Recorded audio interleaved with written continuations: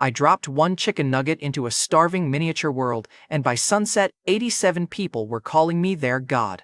The nugget was cold, cheap, and left over from McDonald's. To them, it landed beside their village like a golden mountain. I found them under the cloudy glass of an antique table 5 seconds before a black-clad collector set fire to their last seed cart and cornered a girl no taller than my thumb. Beneath the glass, thumb-sized Mara fought 2 collectors while her mother and brother were trapped beside the cart. The torch touched the seed. I moved. One cold drop from my paper cup fell through the glass and hit like a water bomb. It smothered the fire, knocked 3 men off their feet, and made the blade miss. I flipped a clear measuring cup over their leader and 3 soldiers before they could recover. The leader lunged through the gap. I dragged the cup. Its rim caught him across the chest with a hard crack and knocked him senseless. Only then did the young woman pull the older one free, and I saw a crossbow bolt lodged low in her side. I slid one finger through the strange resistance under the glass, tore sterile gauze into fibers, and tried to hold pressure. A warm red stain touched my skin. Pain opened across my palm. A purple bruise rose beneath the exact place where the stain touched me. The membrane refused to let me lift her into my world. The badly hurt woman forced a broken silver pendant into her daughter's fist and said words I learned later. "Do not let the black half find the silver!" Then her hand went still on my fingertip. The people around her were still starving. I cut a leftover chicken nugget into 3 pieces, cooled one, and lowered it onto a clean plate shard. It landed beside the square, taller than a cottage. The dark-haired woman made the adults stand back and fed the children first. One boy took a bite, started crying, and hid half in his shirt for later. That was the first miracle. Everything after that was the price. My brain did not catch up until the children were eating. 5 minutes earlier, I had been alone with a half-repaired fryer compressor, an estate sale table, and the kind of dinner people buy when they are too tired to respect themselves. The table was 4 feet long, brass-rimmed, and carved underneath like a decorative valley. I had assumed it was an expensive model built for someone with more floor space than judgment. The apartment was 1 room pretending to be 3. Mattress behind a curtain, utility sink beside the workbench, kitchen counter close enough to reach without standing. The table had arrived that afternoon from an estate cleanout because the owner wanted the brass salvaged, and I hated throwing away mechanisms I did not understand. I had not called anyone when the village appeared. Partly because it was impossible, mostly because the first useful thing in front of me was not a phone, it was a cup of water. Then the compressor coughed. The floor vibrated. Smoke inside the table moved against the wind. Nothing under the glass looked staged once hungry children reached through ash for scorched seed. The details refused every excuse my brain offered. I leaned closer and saw crooked cottages, a dry mill stream, and faces so hollow their clothes seemed 2 sizes too large. Riders in black were forcing people from doorways too weak to slam. The young woman carried a sack of grayseed almost bigger than her chest. The older woman tried to push her toward safety. The boy followed with a cracked wooden bowl. They caught all 3. I could not understand their words then. The glass turned voices into scratches and thunder. But I understood a boot on someone's back. I understood the smile on the collector leader's face while his men dragged the older woman to the cart. His short spear had a point so straight it flashed like a sewing needle. I noticed that without understanding why it mattered. The other weapons were crude iron and sharpened scrap. His point was different. Smooth, identical on both sides, too precise for the starving road around it. I noticed the mismatch because repair work trains you to distrust one clean part inside a broken machine. I filed it away without knowing the machine was much larger than the village. The young woman bit one man hard enough to make him howl. He shoved her into the mud. She came up with her teeth still bared. The older woman looked straight at my reflection. Later, I learned her name was Anwen Rook. I learned the young woman was her daughter, Mara, and the skinny boy was Finn.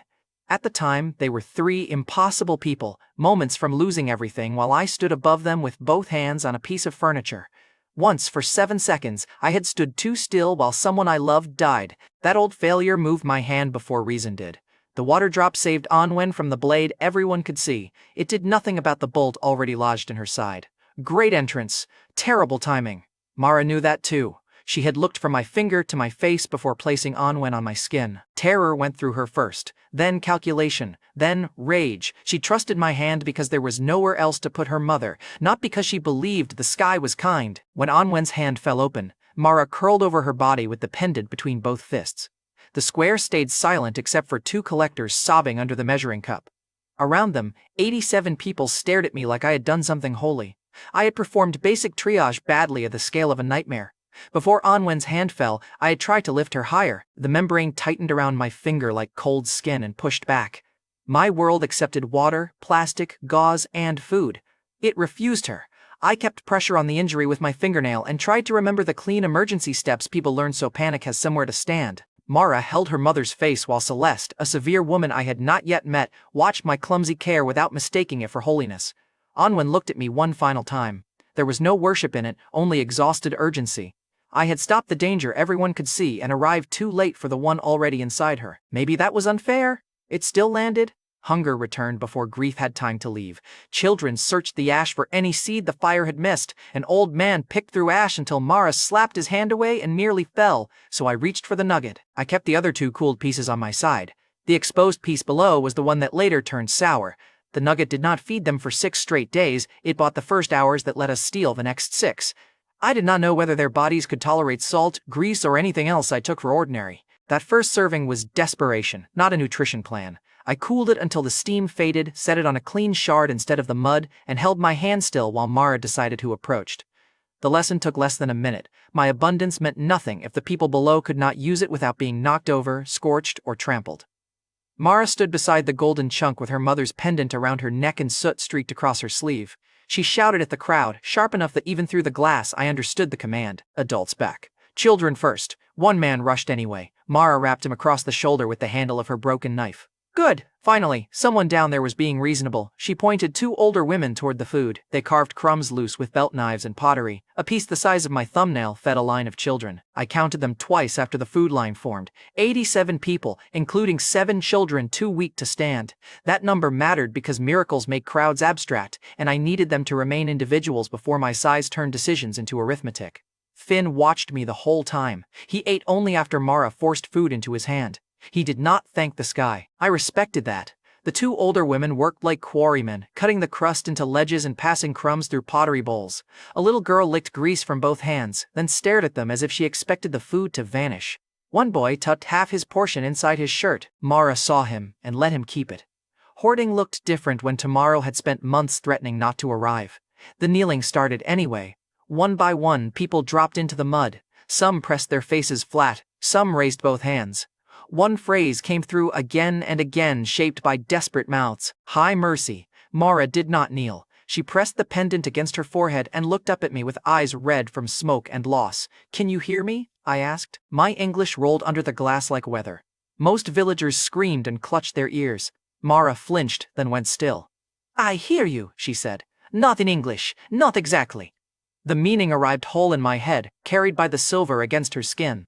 Her voice was rough, furious, and alive. I almost laughed because my brain had run out of appropriate responses. Okay, I said. That's new. She narrowed her eyes. Are you the thing that eats the sky? No. The thing that eats people? No. A hungry spirit? I'm a repairman. She stared at me. I sighed. That means no. Behind her, an older man shouted and gestured for her to kneel. Another woman grabbed Mara's elbow. Mara shook her off so hard she nearly fell. My mother is dead. My brother is hungry. If the ceiling wants worship, it can wait its turn. The ceiling. That was me. A man reached for her. I lowered my finger until its shadow covered him, and he reconsidered his theology. I don't want you to worship me, I said. Mara looked up, suspicious. I'm a man. A very confused man. I can help with food. I can try to keep those men away. But I'm not a god. She looked at the unconscious collector under the cup rim, the wet seed ash, the Nugget mountain, and my face across her sky. That is a stupid thing to say from up there. Fair. Maybe. It's still true. She touched the pendant again. Then here are my terms, ceiling. I translate because my people need to live. You do not order me to kneel. You do not order my brother to kneel. You do not take my mother's silver. If you lie, I will find a way to make you regret it. She was an inch tall, hungry, covered in smoke, mud, and grief, and threatening a man whose fingertip could flatten her house. I believed her. Deal. She studied my face, then turned and translated. Not all of it, I could tell from the reactions. Some people looked relieved, some looked offended. One broad-shouldered man near the forge glared upward like he was memorizing my eyes for a future argument. The broad-shouldered man was Owen Pike. He did not kneel either. Good for him! Mara kept the pendant. She did not ask permission. Night settled over Ashwick. They buried Anwen beside the burned seed cart because nobody had strength to carry her farther. Mara tore a strip from the scorched basket strap and tied it around her wrist. Finn stood beside her, dry-eyed and shaking. They had no strength for a proper procession. 4 people carried Anwen on a door ripped from a burned cottage, and even that nearly became too much. I kept my face away from the glass while Mara spoke over the grave. Whatever she said belonged to her people, not to the enormous stranger who had arrived late. When she tied the scorched strap around her wrist, Finn reached for her hand and missed twice before she caught him. I left the cup over the 2 surviving collectors until Owen and 3 others bound them. The men inside had watched a transparent wall descend, their leader drop unconscious, and a mountain of food arrive. Neither converted. Terror is not the same as faith. That distinction mattered more than I understood. I should have watched the fence. One collector had escaped during the water impact. He was the one carrying the needle straight point. He crawled through a ditch while everyone watched food, grief, or me.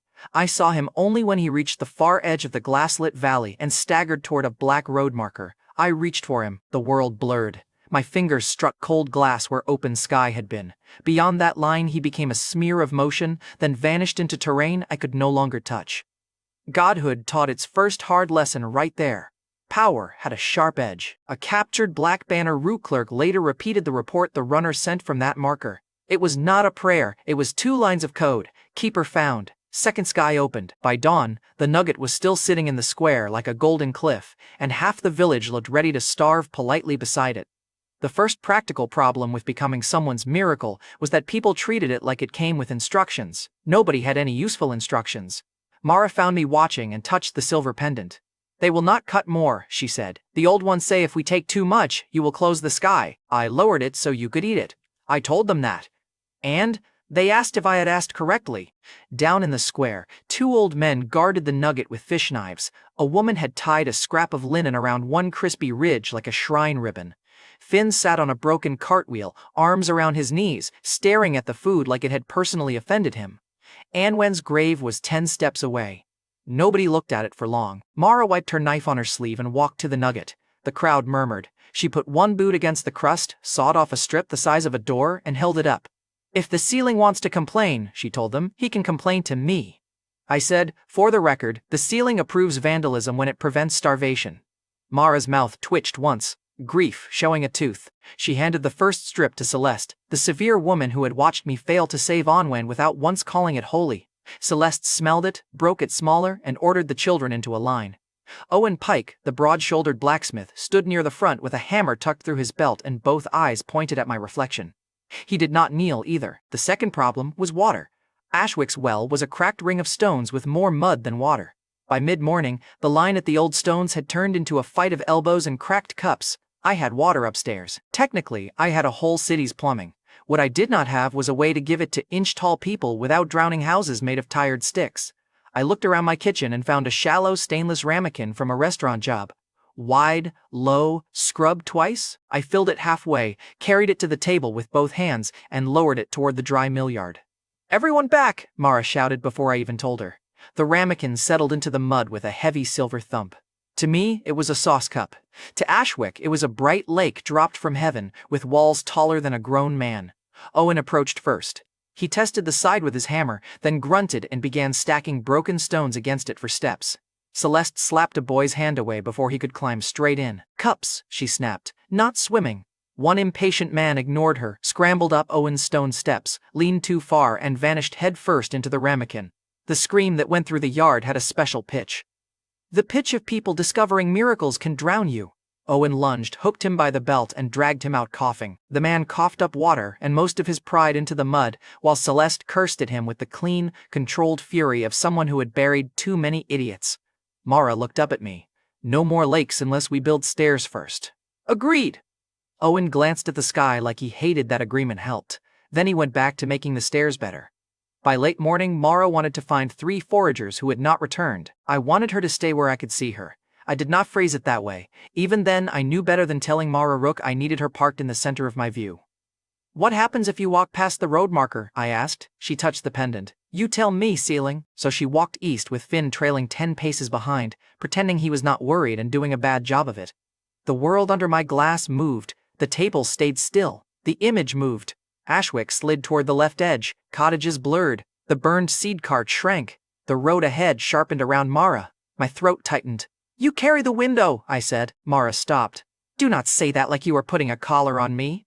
I didn't mean it like that. Most men do not mean things until they hear themselves. Fair again. I need warning before you leave my sight, I said. And you need privacy when you ask for it. Both can be true. She studied the sky for a moment, then nodded once. As she turned, the pendant chain scraped against a sharp stone on her collarbone. A tiny flash broke from the silver edge. She caught it fast and closed her fist. What was that? I asked. A piece of my mother's headache, she said. I knew she was lying. She had just buried her mother, so I let the lie sit. Smoke waited beyond the orchard. 36 people came out of the bare apple trees carrying farm tools, kitchen scraps sharpened into blades, and the cautious expressions of people who had run out of friendly options. They looked even more exhausted than Ashwick. 2 children wore sacks with head holes cut into them. One woman held a pitchfork with both hands and shook so hard the tines trembled. Their leader was a narrow woman with gray braids and a scar down her chin. Mara told me later her name was Della Morn. At that moment, she was just the person smart enough to point her knife at the pendant instead of at Mara. Della spoke fast. Mara answered with both hands visible. Finn reached for a stone. Mara snapped his name without turning around. The refugees spread in a half circle. From Ashwick's side, Owen and 6 men came running with cudgels, which was exactly what a hungry standoff did not need. I saw it all tilting toward a very stupid fight.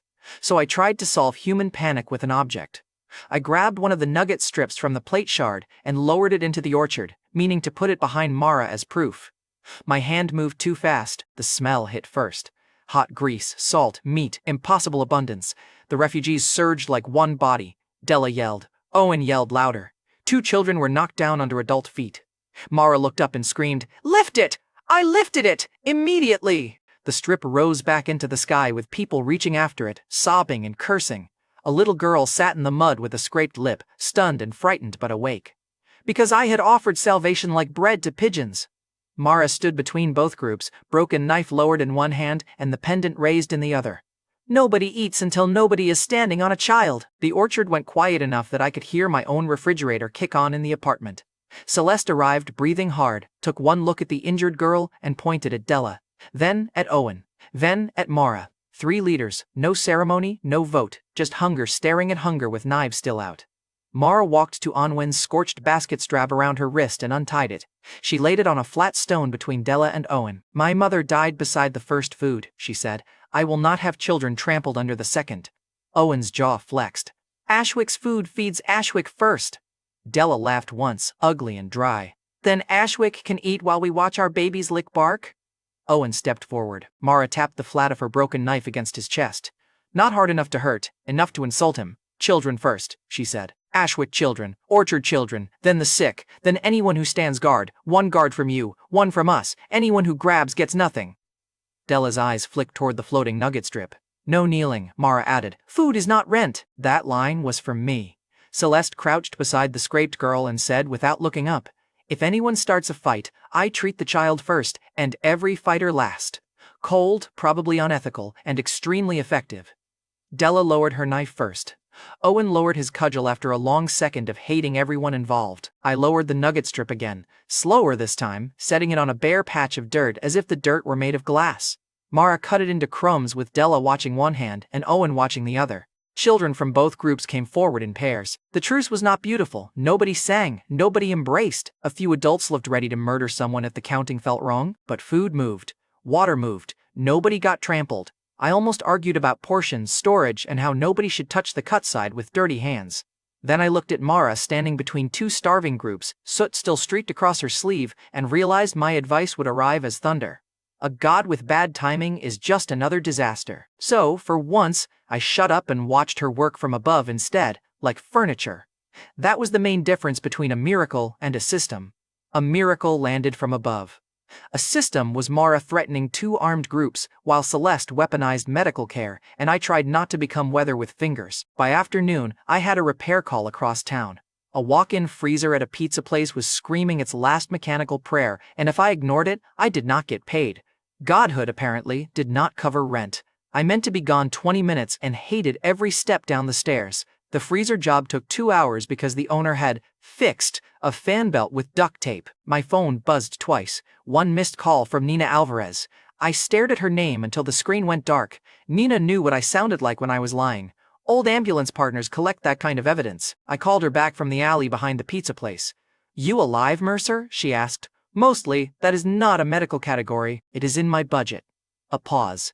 You missed your Friday service check at Mercy Grill, that is not like you. I looked up at my apartment window across town, ridiculous as that was. Got caught in something. Healthy something? Or Mercer something? Appliance thing. Liar.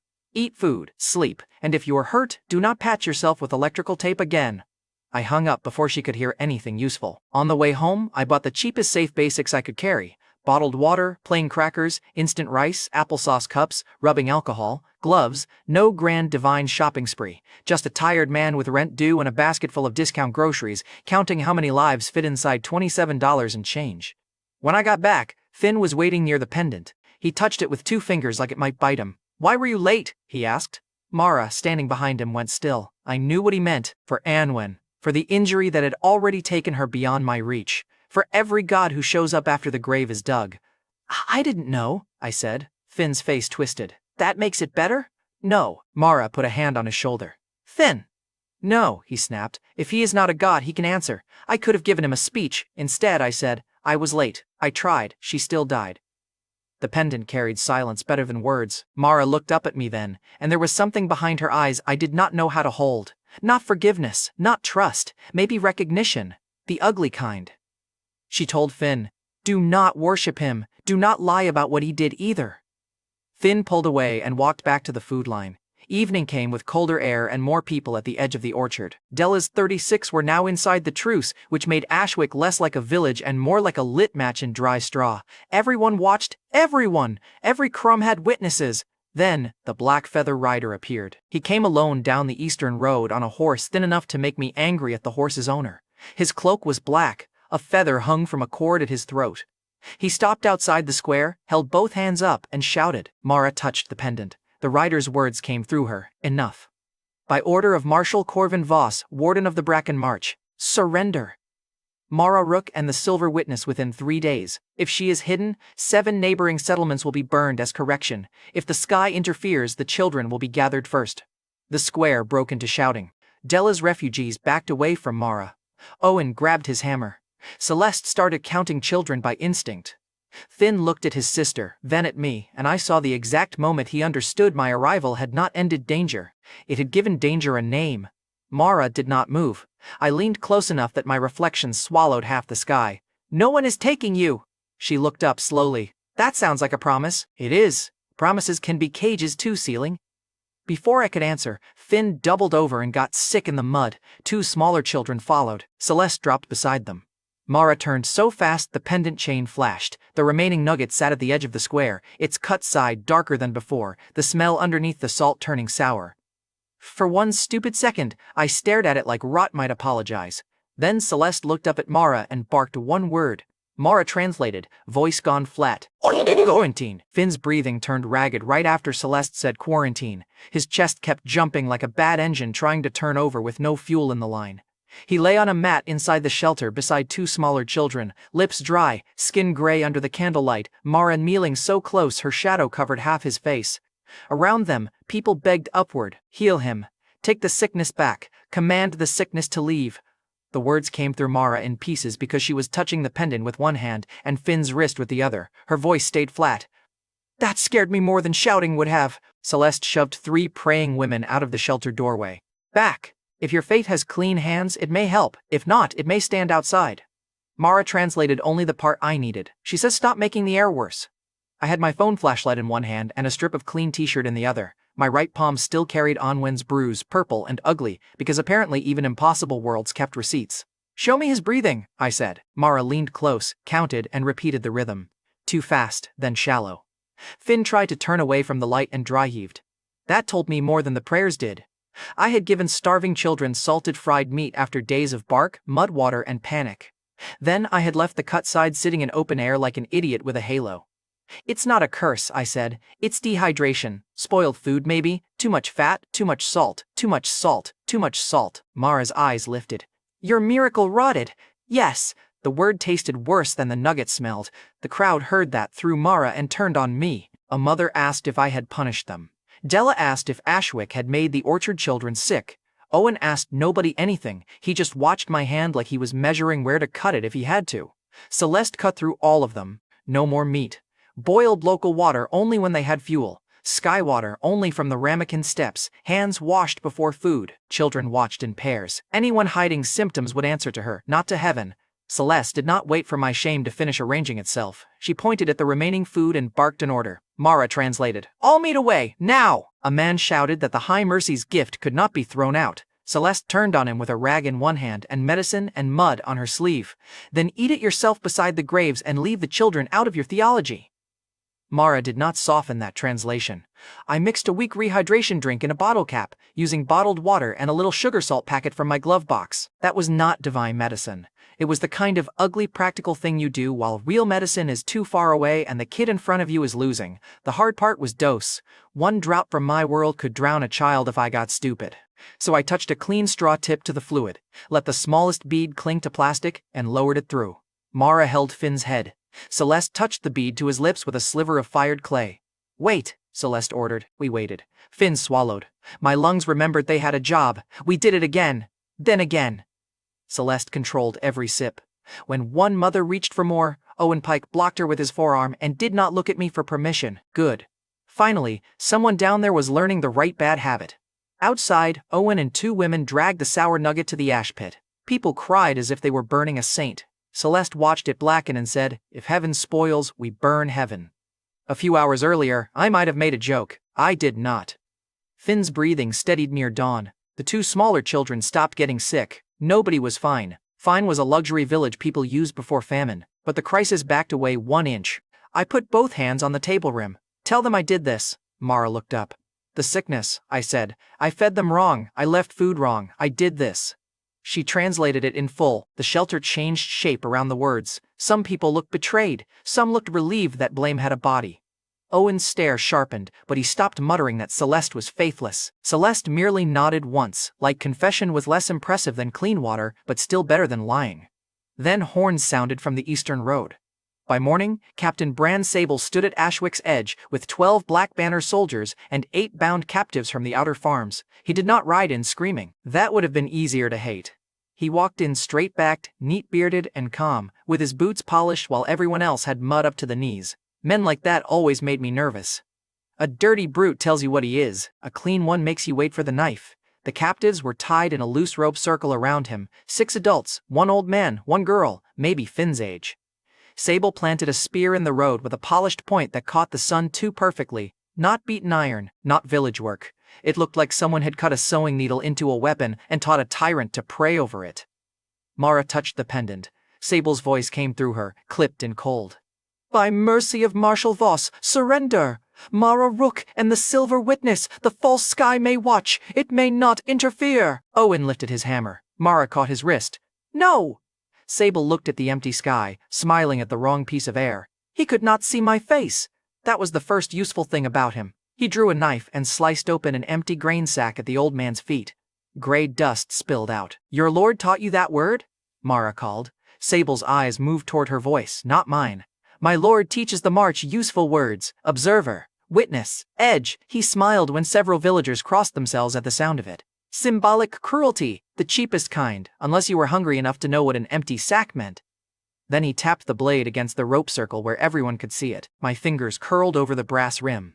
I could have dropped a cup over him. I could have dropped another cup over the road. I could also have flattened the wrong side of the circle because Sable had arranged 8 captives exactly where my anger wanted to land. Mara felt that calculation from below. Do not, she said. I know. I am saying it before you forget. Fair. Unpleasant. Needed. A man in a patched brown coat slipped from behind Delamorne's refugees while everyone stared at Sable. He was older, lean, with a gambler's smile that did not belong near a sick ward. His beard was trimmed badly. His eyes counted exits before faces. He bowed to Mara like he was apologizing for a future crime. Rafe Calder, he said. If we are all done admiring the captain's posture, I know a drainage cut behind the old dye house. Mara put her knife against the seam of his coat so fast I almost missed it. Why? She asked. Because I have made several disappointing career choices. Try again. I ran routes before Voss made the roads hungry. Owen took 1 step toward him. Black Banner? Rafe's smile thinned. Former, which is the ugliest word in that sentence, I know.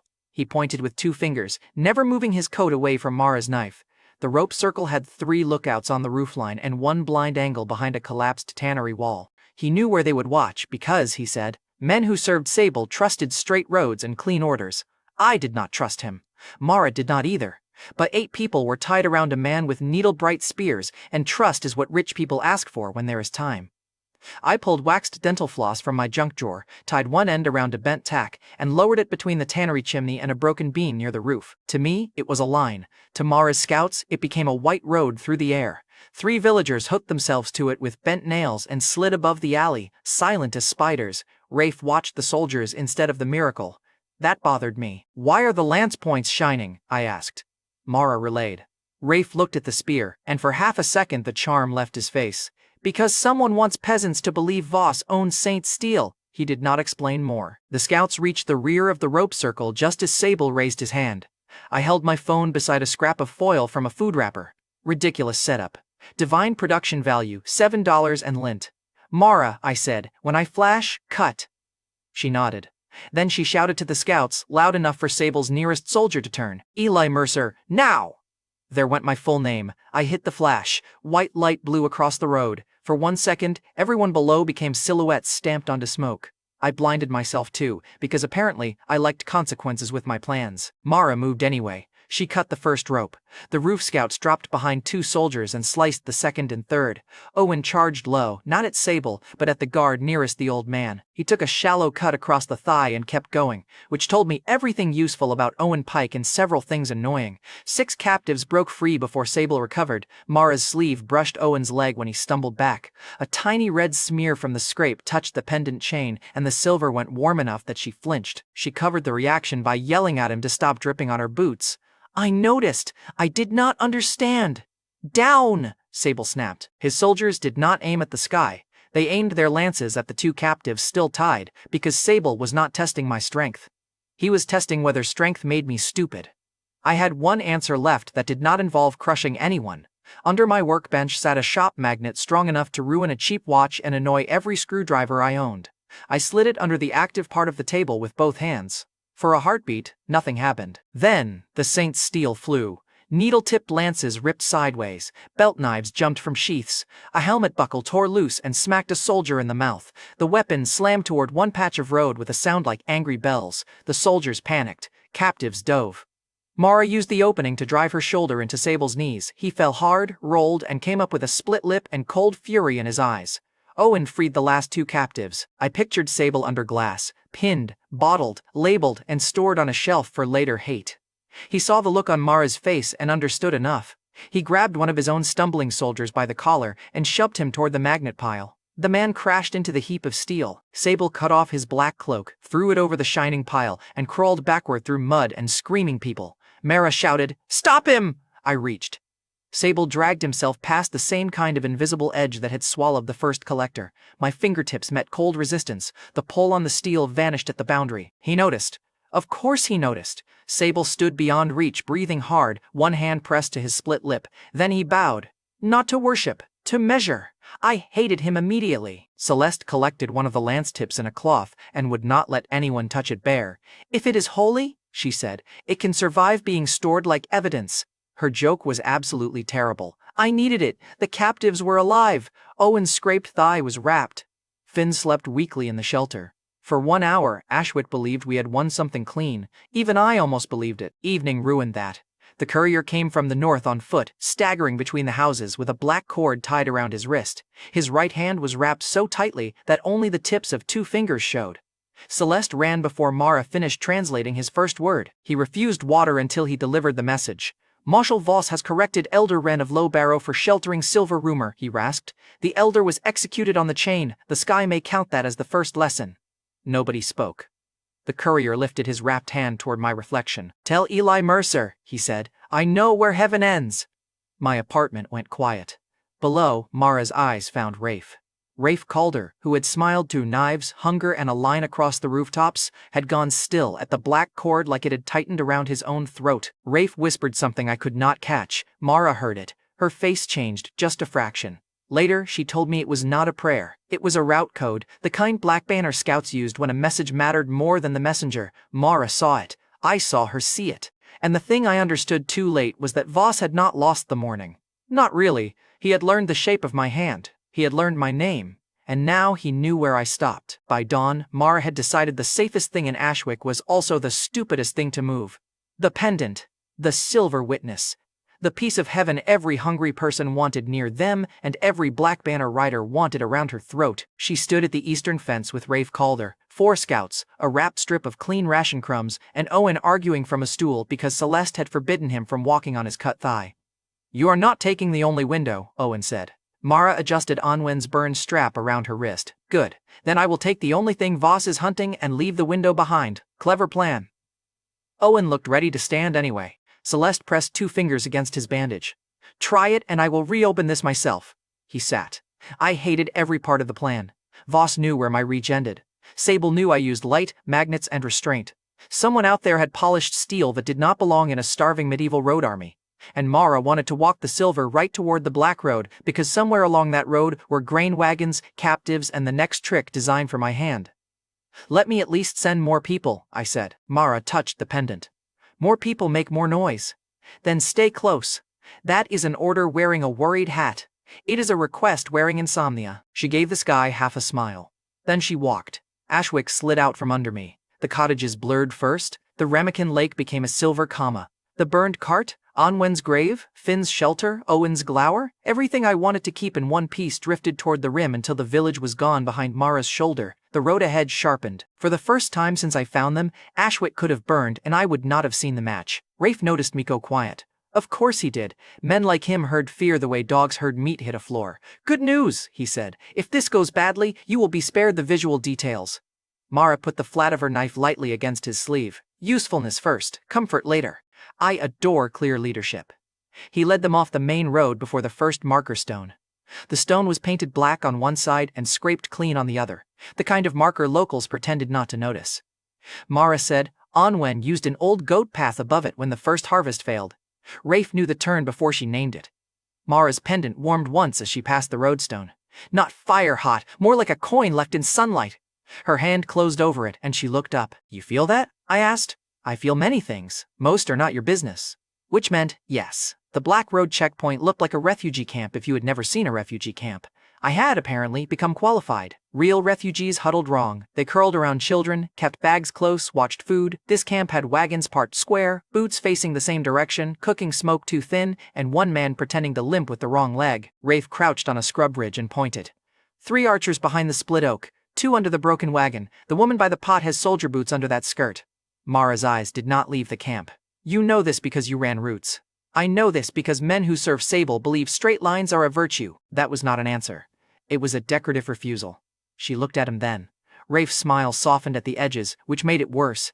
"I wore the black once. I scouted roads. I carried messages. I told myself starving under a uniform was nobler than starving without one." Owen was not there to punch him, so Mara had to do the emotional work herself.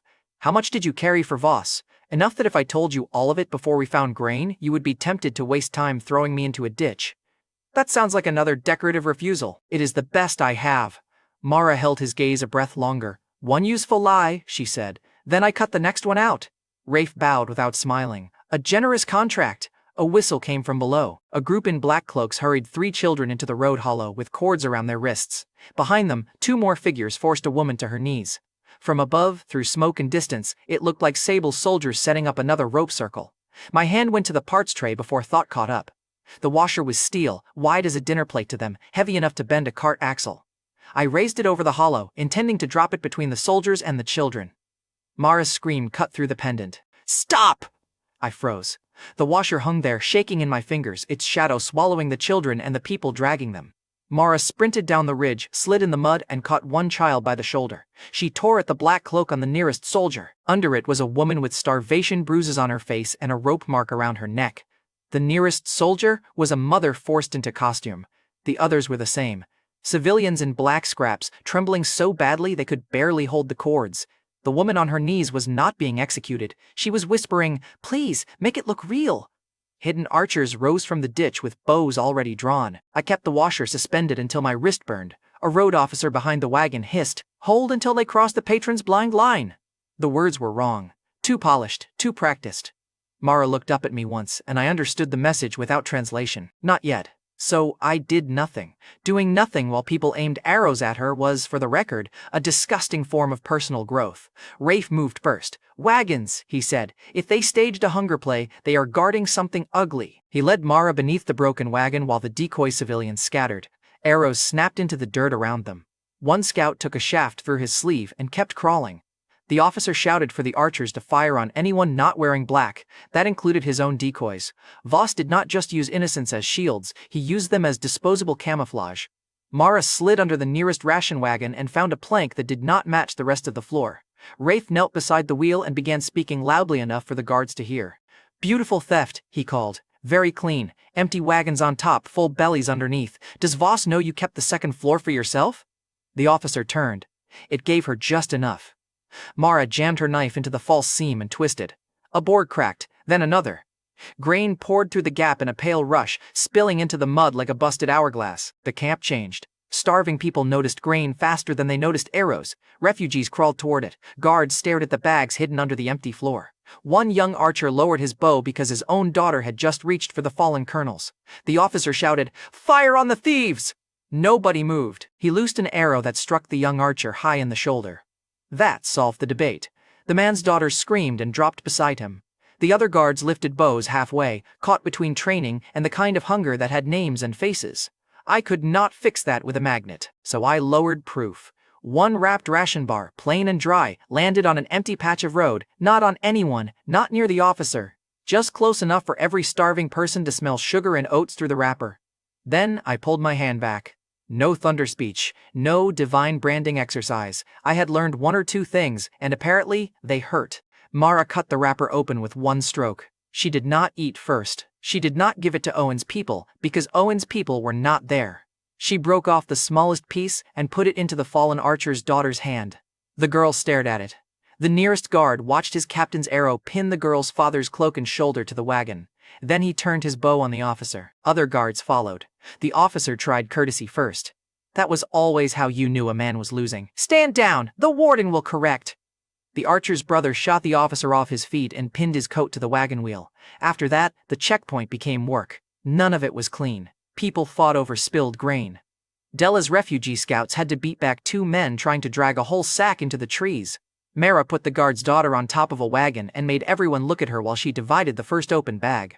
Rafe walked among the turncoat guards like a priest of bad decisions, translating fear into offers. Food for families who dropped bows. Safe passage for anyone who helped pull wagons. No mercy for anyone who fired into the crowd again. I said almost nothing. It was amazing how much better I became at leadership when I stopped confusing volume with help. By early afternoon, Mara had 3 grain wagons, 9 armed defectors, 24 extra refugees, and 1 road officer tied to his own wagon, furious and suddenly irrelevant. Rafe could have vanished with a grain cart. He did not. I noticed that too. I trusted it exactly as far as I could throw him, which, at the moment, was nowhere outside the silver radius. They started home under a sky the color of old tin. At first, everyone moved like victory had weight. Then the road grew quiet. No birds moved near the orchard, no smoke from Ashwick's cookpits, no hammer from Owen's forge. Rafe stopped smiling. Mara quickened her pace. The wagons creaked behind her, overloaded with grain and new people who had not yet earned anyone's trust. My view moved with the pendant, and I tried to push it ahead the way you lean in a car when the driver is going too slow. Nothing happened. "Mara," I said, "I see it. You need to run." "I am. Faster." She snapped her head up. "Do not spend the morning learning restraint and the afternoon forgetting it." Black smoke lifted over the last ridge. My hands gripped the table rim hard enough that the brass bit into my palms. "I cannot see them." "I know.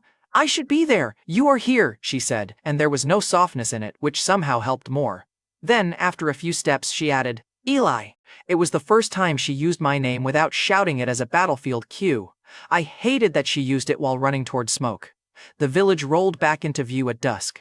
Ashwick had not been destroyed completely. That might have been worse. Complete ruin is simple. This was selective. 3 cottages burned to ribs. The shelter roof was hacked open. The ramekin lake lay tipped, water running through mud and ash. 2 gray shawls lay beside the well for villagers who had not survived the raid. Finn sat beside one of them, awake and white-faced, too weak to stand and too angry to cry. Owen limped toward Mara before the grain wagon stopped. His bandage was red again, his hammer was in one hand, the other pointed at Rafe like accusation had found a shape. "You left," Owen said to Mara. Mara looked at the bodies. "I came back with grain. And they came while you carried the sky away." The words hit harder because they were partly true. A woman with soot across her mouth told us what happened. 4 refugee families had arrived after noon, crying that Sable had burned their camp. One trusted woodcutter knew one of them, or said he did.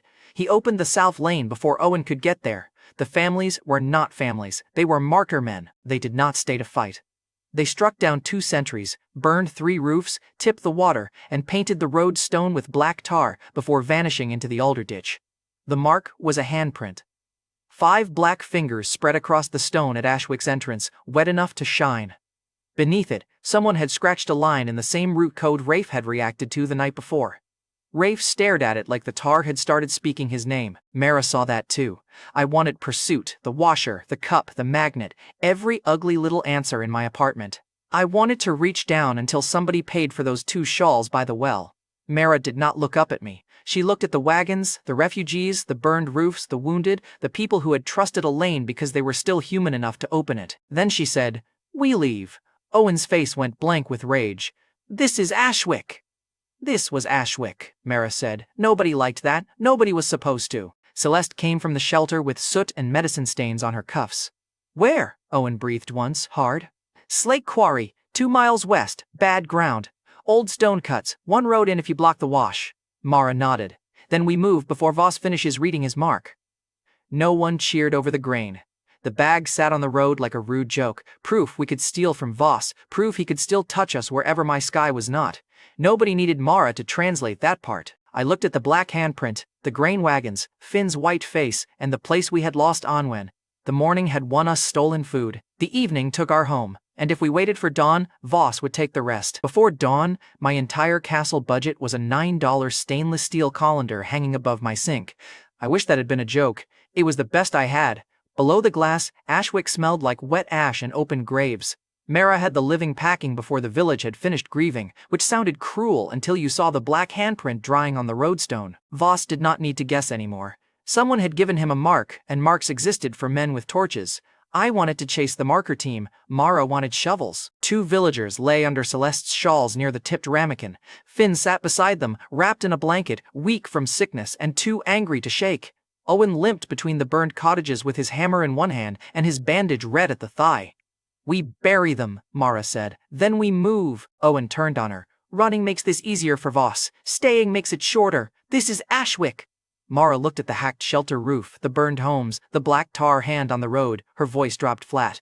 "Walls are not memories. Nobody liked that. I did not like it from 4 feet above another world, so I had no right to complain. The trusted woodcutter's name was Jory Pell. People said it like a question at first. Jory opened the south lane. Jory said he knew the families. Jory vanished before the fire caught. Every time someone repeated his name, Owen's fingers tightened around the hammer. "Later," Mara told him. Owen spat into ash. "Later is what cowards call never." I leaned close. "She's right." Mara looked up, surprised. "I hated that too." "If Voss reads that mark before you move," I said, "I can win every argument standing over a grave." That bought us silence. Not agreement. Silence was cheaper and still useful. They buried the 2 under the apple stump because there was no time to carry them farther and no strength to pretend ceremony made loss lighter. Mara made Jory's empty cottage give up its blankets for shrouds. Nobody argued. Finn tried to stand when the first body went down, failed and cursed so softly the pendant barely carried it. Celeste put a hand on his shoulder.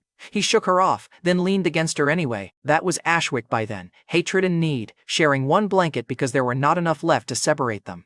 By gray morning, the living moved west. News of the grain revolt outran us. Families from marked farms and 2 half-empty hamlets joined the column until we passed 300. Exodus sounded cleaner than it was. Cracked carts, fever patients in grain sacks, children carrying oversized bowls, and armed defectors watched by Ashwick men. 3 grain wagons creaked at the center. Celeste refused to leave 2 fever patients behind. Owen said, "They slow us." Celeste handed him one of the patients. "Then be faster!" He carried her. Rafe ranged ahead with 2 scouts, smiling less than usual. He pointed them away from open road twice before black shapes crossed distant fields. "Not close enough for me to strike. Close enough to remind everyone Voss had eyes." The washout came halfway to Slate Quarry. Rain had cut the road into a brown mouth. The first cart nearly tipped, grain sacks sliding, children screaming from underneath the canvas. I grabbed the broad metal spatula from my tool bucket, the one I used for scraping grease off commercial griddles, and lowered it across the gap. "Flat?" Mara ordered. "I know flat. You know sky flat. Ground flat is different." She was right, annoyingly. I steadied the handle while Owen and 2 defectors braced the far side with stones. Carts rolled across one at a time. Halfway through, a wounded driver slipped and a red mark from his scraped shin touched my bare thumb where I held the spatula edge. Pain bloomed across my palm. The pain was not sharp this time. It was deep, a hot bruise pressing into old bruise. I almost jerked. Finn saw it. He was riding in the third cart, pale under a blanket. "Ceiling's hand is shaking," he said. "Then cross before it drops," Mara snapped. Useful bedside manner ran in the family, apparently. Everyone crossed. The grain wagons made survival visible and cumbersome. Every stuck wheel became an argument about whose child ate tomorrow. Mara put Della at the rear, Owen near the front, and Rafe nowhere near the coin pouch. I approved that last decision silently. My palm looked worse by the time Slate Quarry opened below us, a torn bowl of gray stone, old cut walls, one road in, rain gathering in the floor. Defensible, if your standard was harder to murder than a burned village. I looked at my sink. The colander hung there, ridiculous and holy looking only if you had hit your head recently. Stainless steel, round, perforated. A removable rim clicked under my thumb when I lifted it.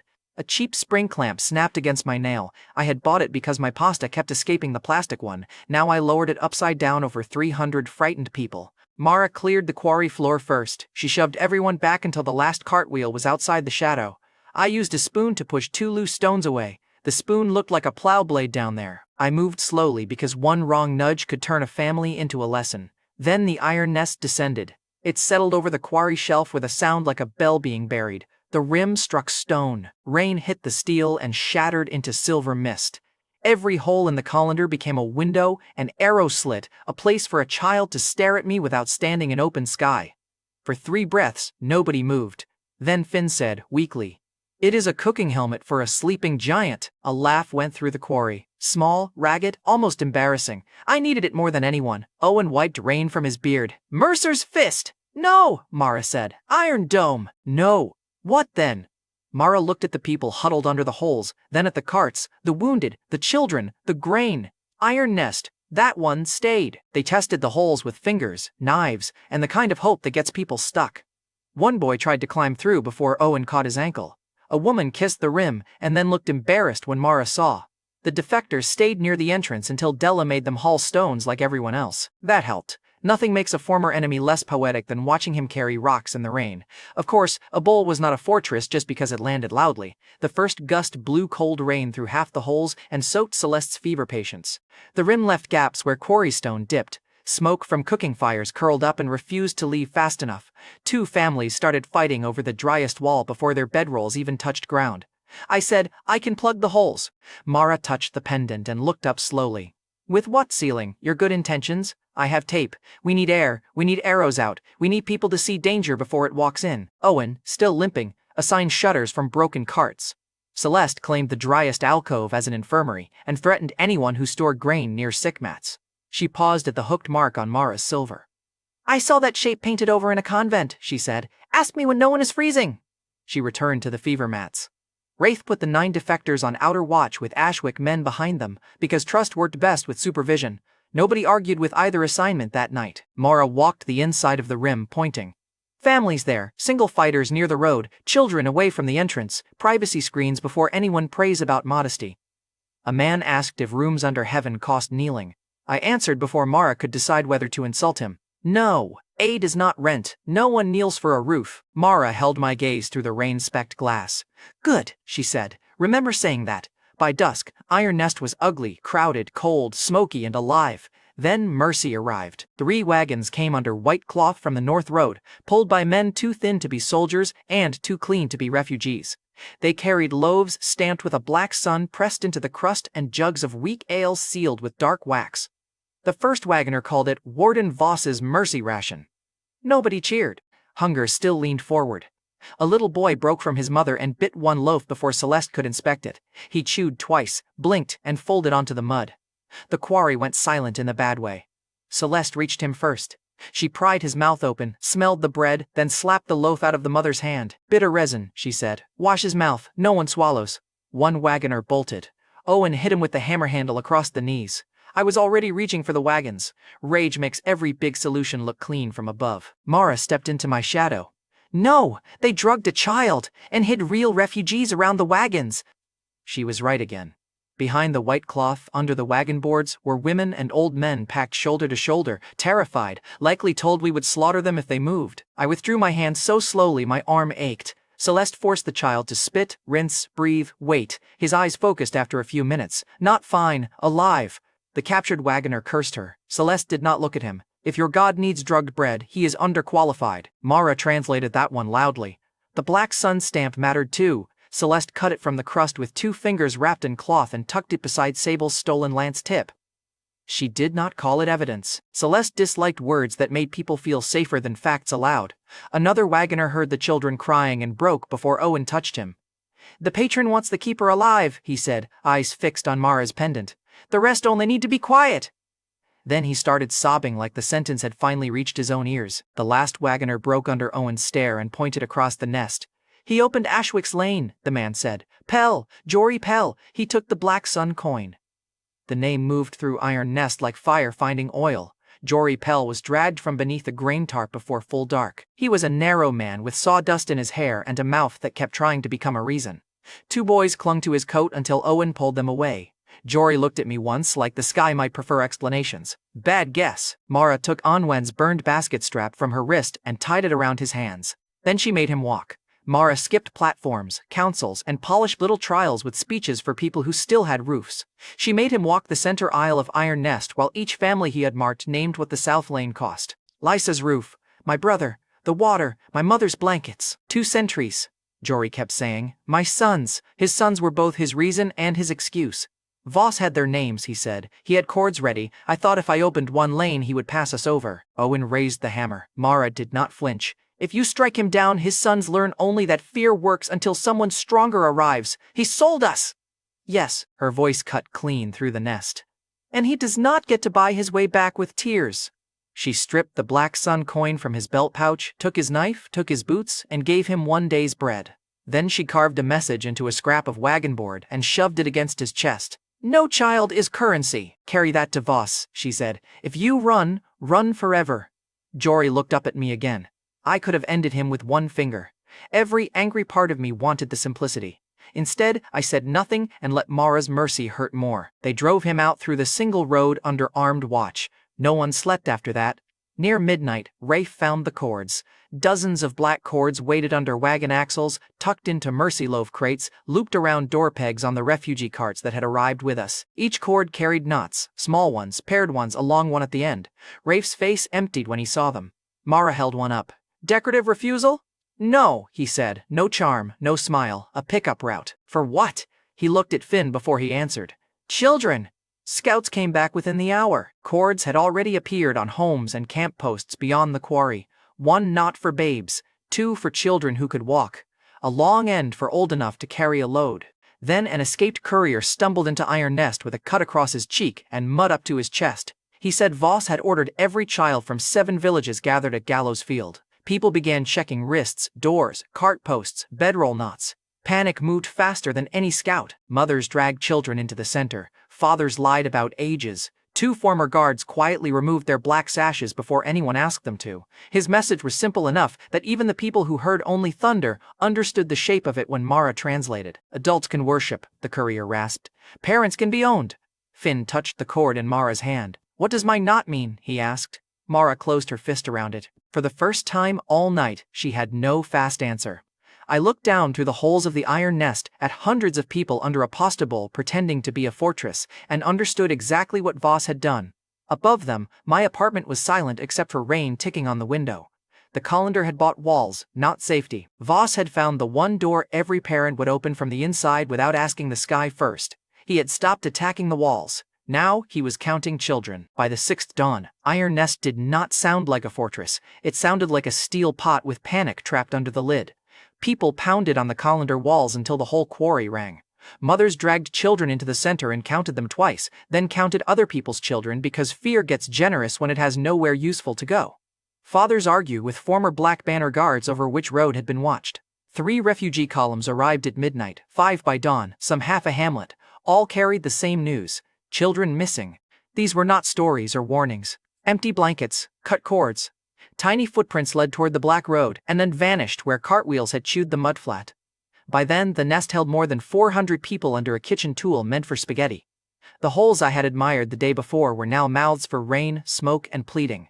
Someone was always at the pendant asking Mara to ask me for something. Move this, lift that, look east, look west.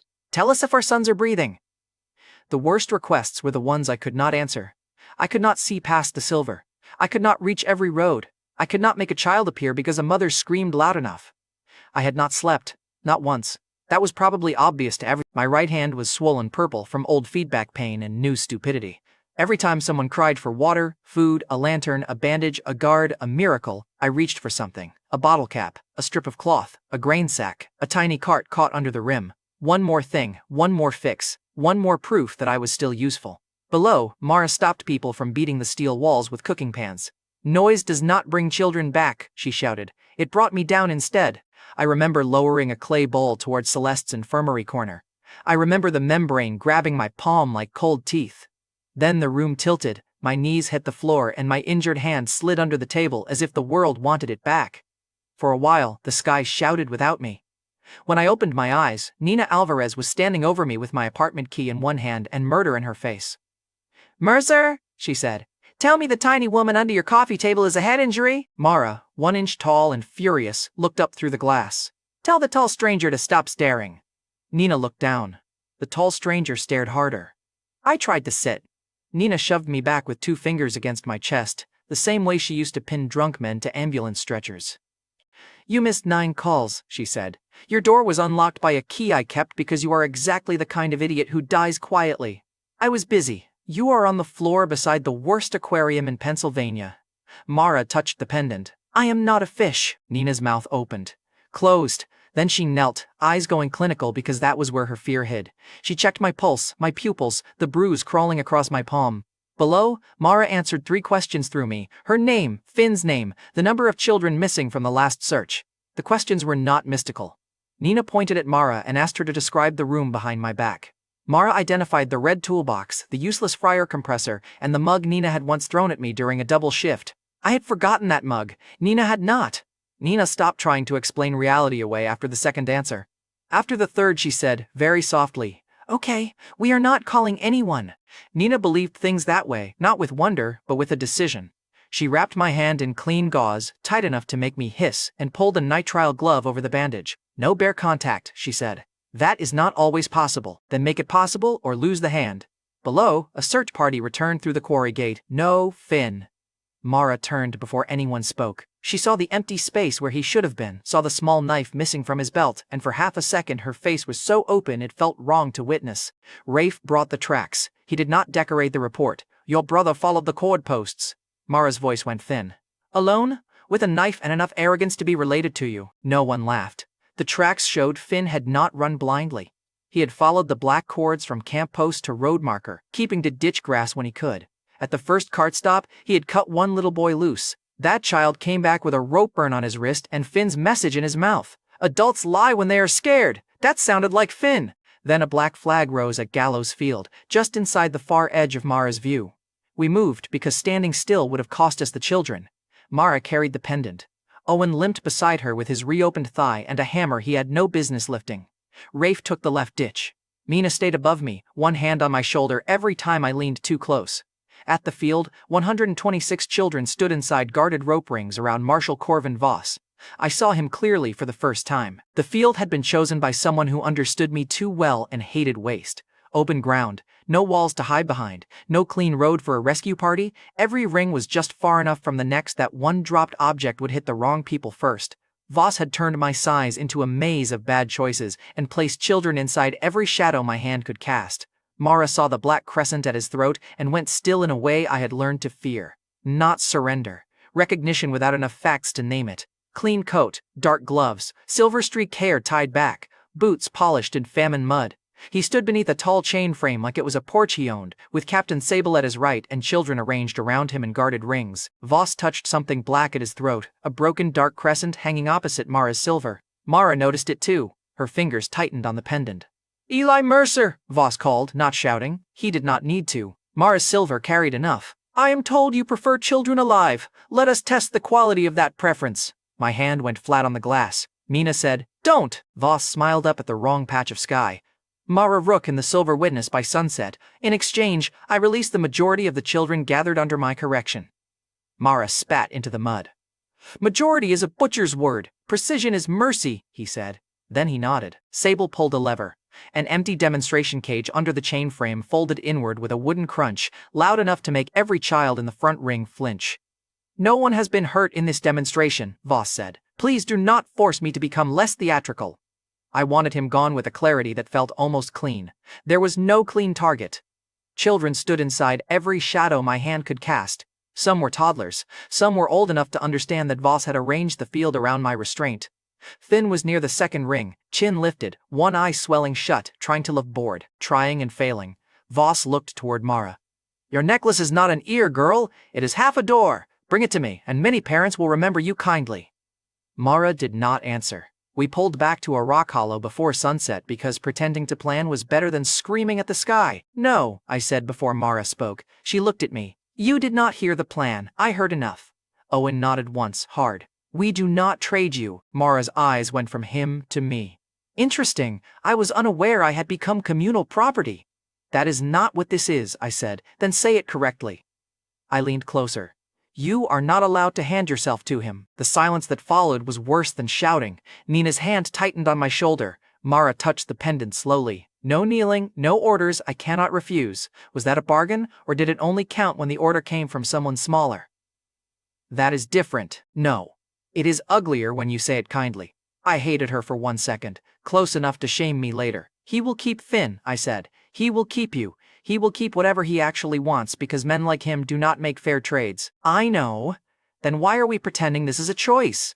"Because he has children whose parents are listening." Rafe stood behind her, too still. Mara took his hand like she was steadying herself. From above, I saw the tiny silver chip flash between their palms, the hidden sliver.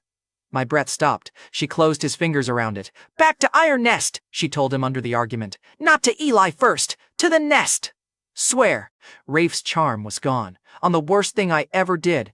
That better be a heavy oath." "It is. I should have stopped her then. I should have told Owen. I should have said anything except the thing that proved her right." "Mara," she looked up. "Do not do this." Her face changed, not softer. Sadder, maybe. "Learn to ask before you forbid, Sealing." Then she walked out of the hollow before any of us could turn resolve into a cage. The exchange happened at sunset. Mara entered the guarded rings with both hands visible and Onwen's burned strap tied around her wrist. No armor, no escort, just one starving woman carrying the only piece of heaven I had. Voss watched her come like he was receiving a guest. "Meal," Sable ordered. Mara did not slow. Voss lifted a hand before Sable could make it physical. "Let her keep one pride. We are purchasing the useful pieces." Even then, some stubborn part of me calculated angles, like math could excuse what my hand wanted to do next. The first rope gates opened when Mara reached the outer ring. Children stumbled toward waiting carts, crying too hard to run straight. Parents surged from the Iron Nest side until Owen and Della forced lanes open. Celeste counted breathing, fever, shock, and who could still walk. Nina, from above, whispered numbers she could do nothing with. Mara stopped 10 paces from Voss. "More," she said.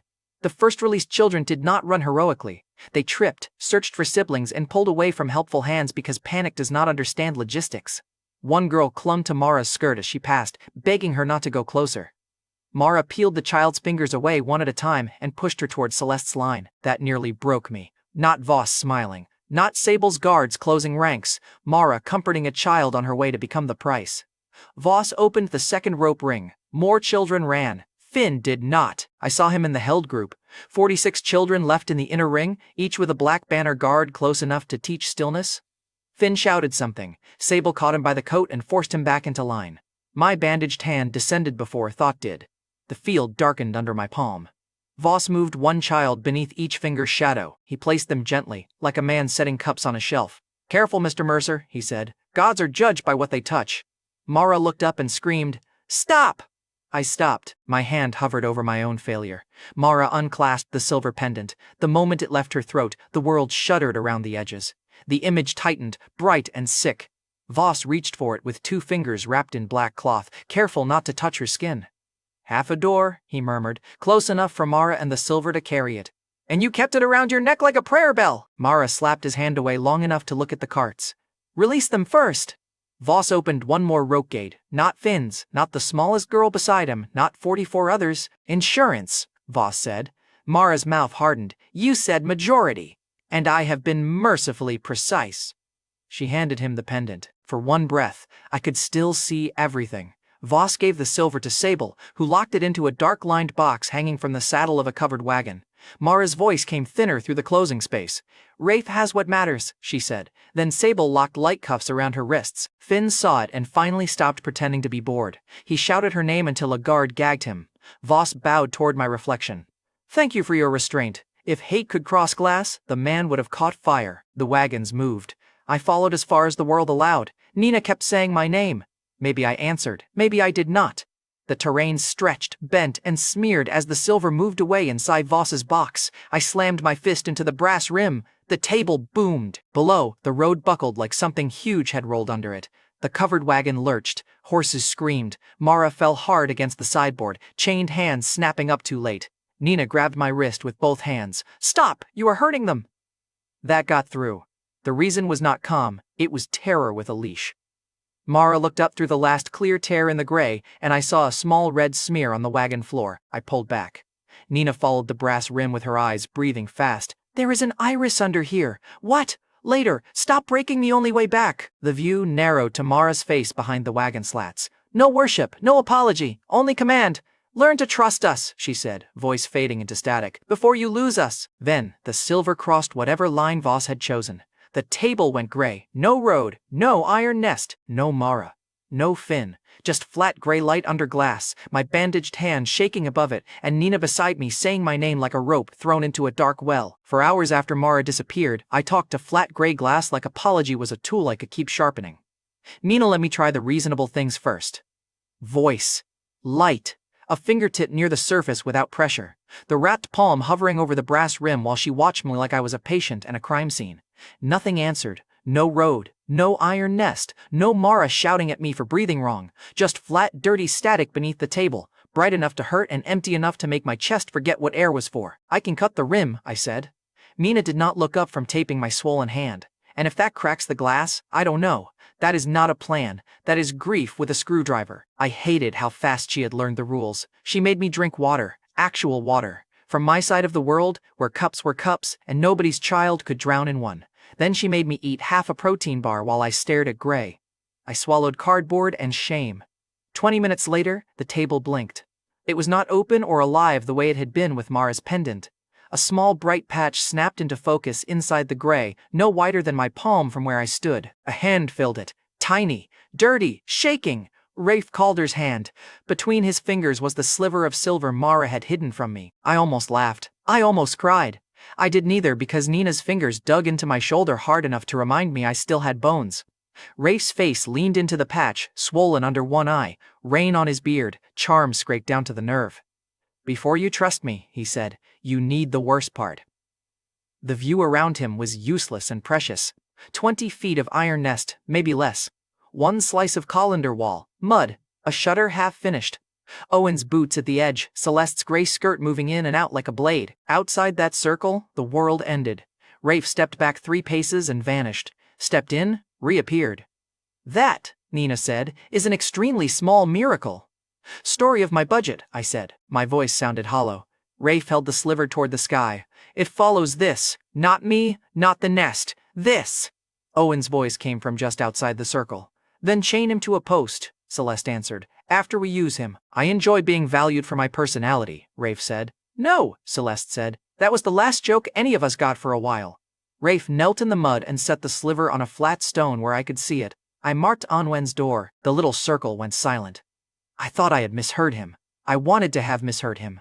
Rafe looked up at the gray sky, not at Owen. Cowardice, honesty, and rain all made his face look older. Months before the second sky opened, Voss's riders were hunting stolen grain, or so they told me. An old woman with hidden stores, a daughter who ran night routes, a boy. I put a route sign on her lane and took a black sun coin. Owen entered the circle in 2 strides and dropped Rafe with 1 punch. Rafe hit the mud, rolled, and did not raise his hands. Good. Bad. Not enough. Too much. My head could not sort the categories fast enough. Celeste stepped between them.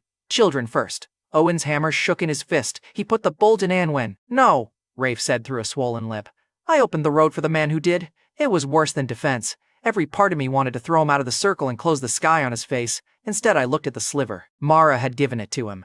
Mara, who knew he was dirty before I did and still chose the one man who could run through Voss's roads while everyone honest was being watched. Mara's hidden sliver became the first real vote after she was taken. No one voted by show of hands. We did not have that kind of civilization. Owen wanted Rafe bound with wagon chain. Della wanted him watched by mothers who had lost children, which was somehow less humane. Celeste wanted his face wrapped so he did not drip on the sliver and ruin the only chance left. Nina leaned over my shoulder. Ask them what they need from you. I know what they need. Then why are they still arguing? That should not have helped. It did. I put my bandaged hand beside the glass, not through it. I can lower things into that circle, small things, light, cord, maybe water.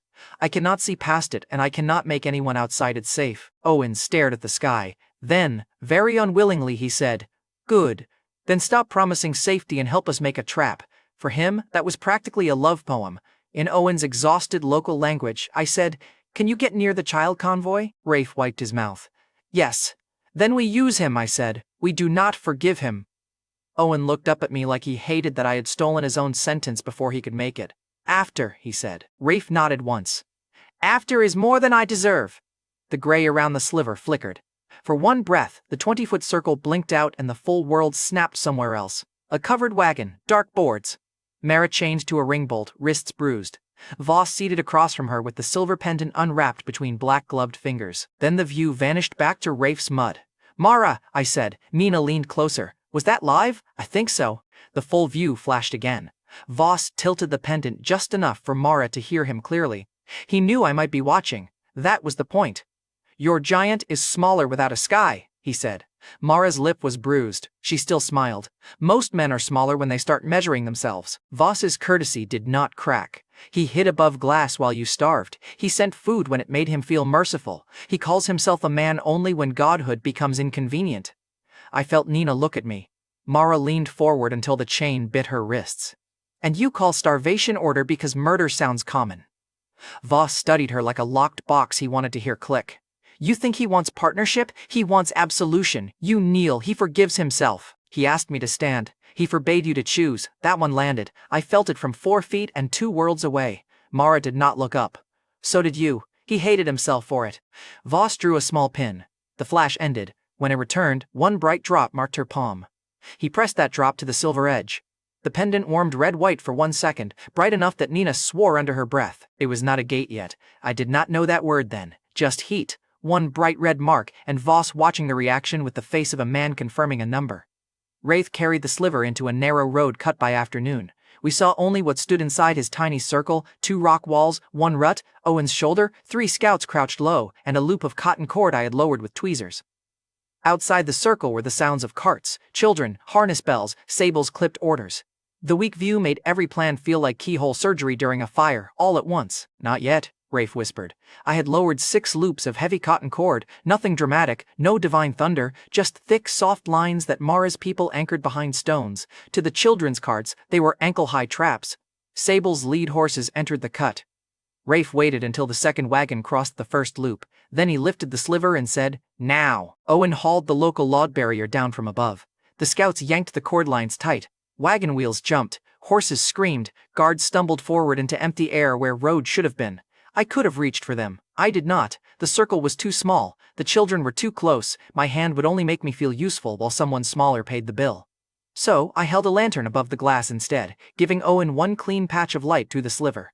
He used it to knock a guard's spear free instead of striking his head. The children did the rest because Finn had already started before anyone arrived. He had sawed through his gag on a cart nail and was using that nail on the rope of the smallest girl beside him. His face was gray, 1 eye swollen, but his hands were steady. Finn! I breathed. He could not hear me. A guard grabbed him by the collar. The girl he had freed bit the guard's thumb. Owen hit the man low. Rafe took a spear butt to the side and still kept the sliver up. Sable fought his way through the jam with 3 mounted men, not toward the children, toward escape. He saw the rear guard folding, saw the carts compromised, and chose the message over the cargo. Rigid men are predictable until fear reminds them they are alive. Within 6 frantic minutes, 46 children were out of chains. They were not safe, not that fast. 2 scouts were injured. Rafe could barely breathe. 1 boy cradled a badly hurt arm. Finn collapsed only after he counted the smaller children twice and insulted Owen for counting wrong. That told me he was alive, annoyingly and beautifully. They pulled him into the circle. For the first time since the table went gray, Finn touched the silver sliver and heard me. "Hey," I said, because genius apparently abandons you at the emotional finish line. Finn stared upward. "You look terrible. Same to you." "Good." His mouth trembled. Then he looked away before relief could embarrass him. He had heard guards talking while they thought the gag made him furniture. Sable was taking the chapel road to Gallows Crown. Voss had a black stone socket behind an altar. Finn did not know what a socket was. He described it as a mouth in the wall for the dark necklace. Nina wrote that down on the back of an unpaid electric bill. The full view snapped open again at evening.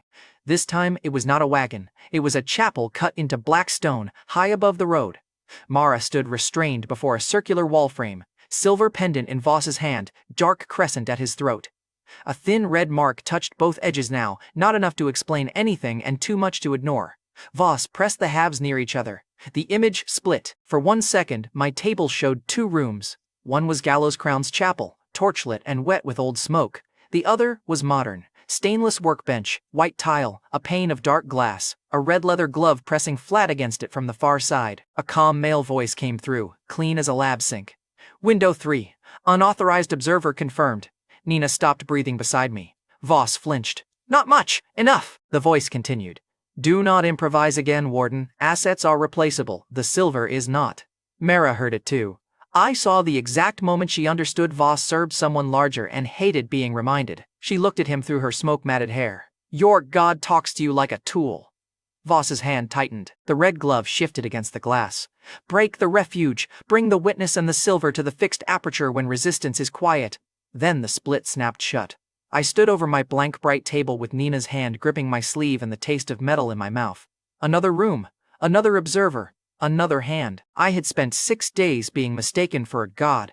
Voss had brought a realer monster to the argument, and it wore leather. Night fell red over the road to Iron Nest. The intermittent pendant view showed pieces, never enough. Mara in an iron cage mounted at the front of the army. Sable riding near her with his mouth set like a locked door. Voss behind the first rank, clean again somehow, which made me hate him in a fresh, petty, productive way. Black banner soldiers marched in 2 hard columns. Between them trudged hundreds of conscripts with farm tools, bad spears, and stomachs too empty for courage. Women, old men, boys just tall enough to be useful and too small to be forgiven by anyone in charge. Voss had spread the rumor well. The false sky would punish deserters. Iron Nest hid stolen children. Mara had sold herself and now begged the army to obey. Through one brief flare, Mara scratched something into the cage floor with a bent nail. She had 1 collar chain and 2 wrist cuffs and still found time to edit the battlefield. The message was ugly, crooked, and perfect. Don't hit the crowd, break the command. Then the pendant was covered again. The weak sliver view returned to Iron Nest, where horns were already sounding. Owen stood with his hammer and 1 tightly wrapped thigh. Celeste moved children into the deepest part of the colander. Rafe sat against a stone with bruised ribs and the sliver in his fist, laughing without humor because confession had not finished him and now he had to live long enough for consequences. Nina looked at me. I wanted to claim I had a plan, that I could fix it. Instead, I looked down at the tiny moving circle, at the army beyond it that I could not see unless Voss chose to show me, and at Mara's scratched order still burning behind my eyes. For once, the only useful thing I could do was not be got first. Iron Nest's horns screamed again. At dawn, Voss brought Mara home in a cage. At dawn, the first thing Voss did was make Mara face Iron Nest instead of me. That told me more than his speech did. The weak sliver showed only mud, Owen's boots, and Rafe breathing like every rip had filed a complaint. Then Voss uncovered the silver and the world snapped wide open around the front of the army. Mara stood inside a narrow iron cage mounted on a cart, wrists chained high enough to make her shoulders shake. Sable sat beside it with a crossbow aimed through the cage bars behind her. Behind them, the black banner held 2 hard black lines. Between those lines stood hundreds of conscripts with farm spears, kitchen knives, and faces too hungry to believe anyone was saving them for free. Voss rode behind the cage, clean coat buttoned, silver half hanging from his belt in a black cloth loop. The dark crescent rested at his throat. Around it, tucked under the chain, was an old red-stained wrapping cloth. Mara saw it too. Her face did not change. That was how I knew it hurt. Voss lifted one gloved hand. "Saint of the second sky," he called, smooth enough to make murder sound scheduled. "Tell your refuge to lay down arms. Tell your sky to show mercy by obedience." Sable pushed the crossbow harder. Mara looked at Iron Nest, then at the crowd that had been marched there, half starved and half lied to. "Which title means man hiding behind hungry children?" she asked. For one stupid second, I loved her timing more than my survival instinct. Voss smiled. "Preach." Mara touched the cage bars with both hands, chains scraping. "The sky is listening," she shouted, "so listen carefully before someone prettier lies to you." A few conscripts looked up. Most kept staring at the ground because looking at either army could draw the wrong attention. Inside Iron Nest, I saw only flashes through Rafe's weak circle, children pressed behind shutterboards, Della tying strips of cloth around arrow tips so her people could tell friend from black cloth, Celeste dragging one boy away from a firing slit by his ear. They were ready to defend themselves. They were also one bad order away from shooting hungry neighbors Voss had shoved in front of them. The trap was not the cage or the crossbow. The trap was making mercy look like hesitation. "Eli Mercer is not a god," Mara said. The words hit Iron Nest harder than arrows. I knew because I felt Nina turn toward me. Mara kept going. "He gets hurt. He panics. He makes mistakes. He poisoned children with food because he did not know better, and I have told him no more times than I have eaten this week." Voss watched the crowd, satisfied. Then Mara pointed one chained hand at him. "That one knows exactly what he does. Every burned wagon, every empty bowl, every child marked and taken. That is not mistake. That is ownership." A murmur moved through the conscripts. Mara's voice sharpened.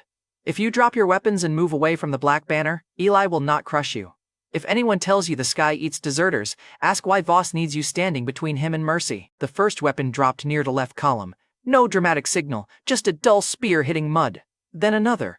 Voss's smile thinned. "Sable," he said. Sable barked in order, and the black banner rear line began driving forward through the conscripts, shields up, spear points low.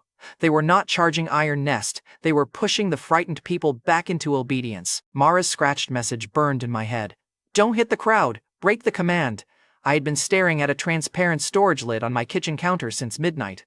Thick plastic, rectangular, scratched from years of leftovers I swore I would eat and did not. Not a weapon, a divider. Nina saw my hand move. "Clean line?" "No," I said. "Ugly line, better than a grave line." I lowered the lid edge first through the open view. The battlefield screamed. The clear wall came down between the black rear line and the wavering conscripts, not on top of anyone, not cleanly, not perfectly. Its bottom edge bit into mud and threw dust across boots. Men on both sides could see one another through it. That mattered. Fear hates walls it cannot understand. It did not stop the battle. It changed the shape of it. That mattered. A wall does not make scared people brave. It gives them 1 second where the person yelling at them cannot reach their throat. 1 second was enough for the first mother to pull her son sideways, then another family followed. Then the fear began moving away from Voss instead of toward us. A black banner spear struck the lid and bounced back. Another man tried to climb it and slid down with both hands squeaking on plastic like a furious bug on a window. Owen's voice rolled from Iron Nest's gate. "No shots at dropped weapons, black cloth only." Archers fired from the colander holes. They did not fire into the crowd. They fired at banners, shields, and the weapons officers were using to drive people forward.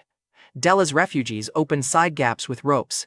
Conscripts stumbled away from the command line, some carrying children, some helping injured people, some just falling to their knees because freedom had arrived faster than their legs believed. Voss did not shout. That scared me more.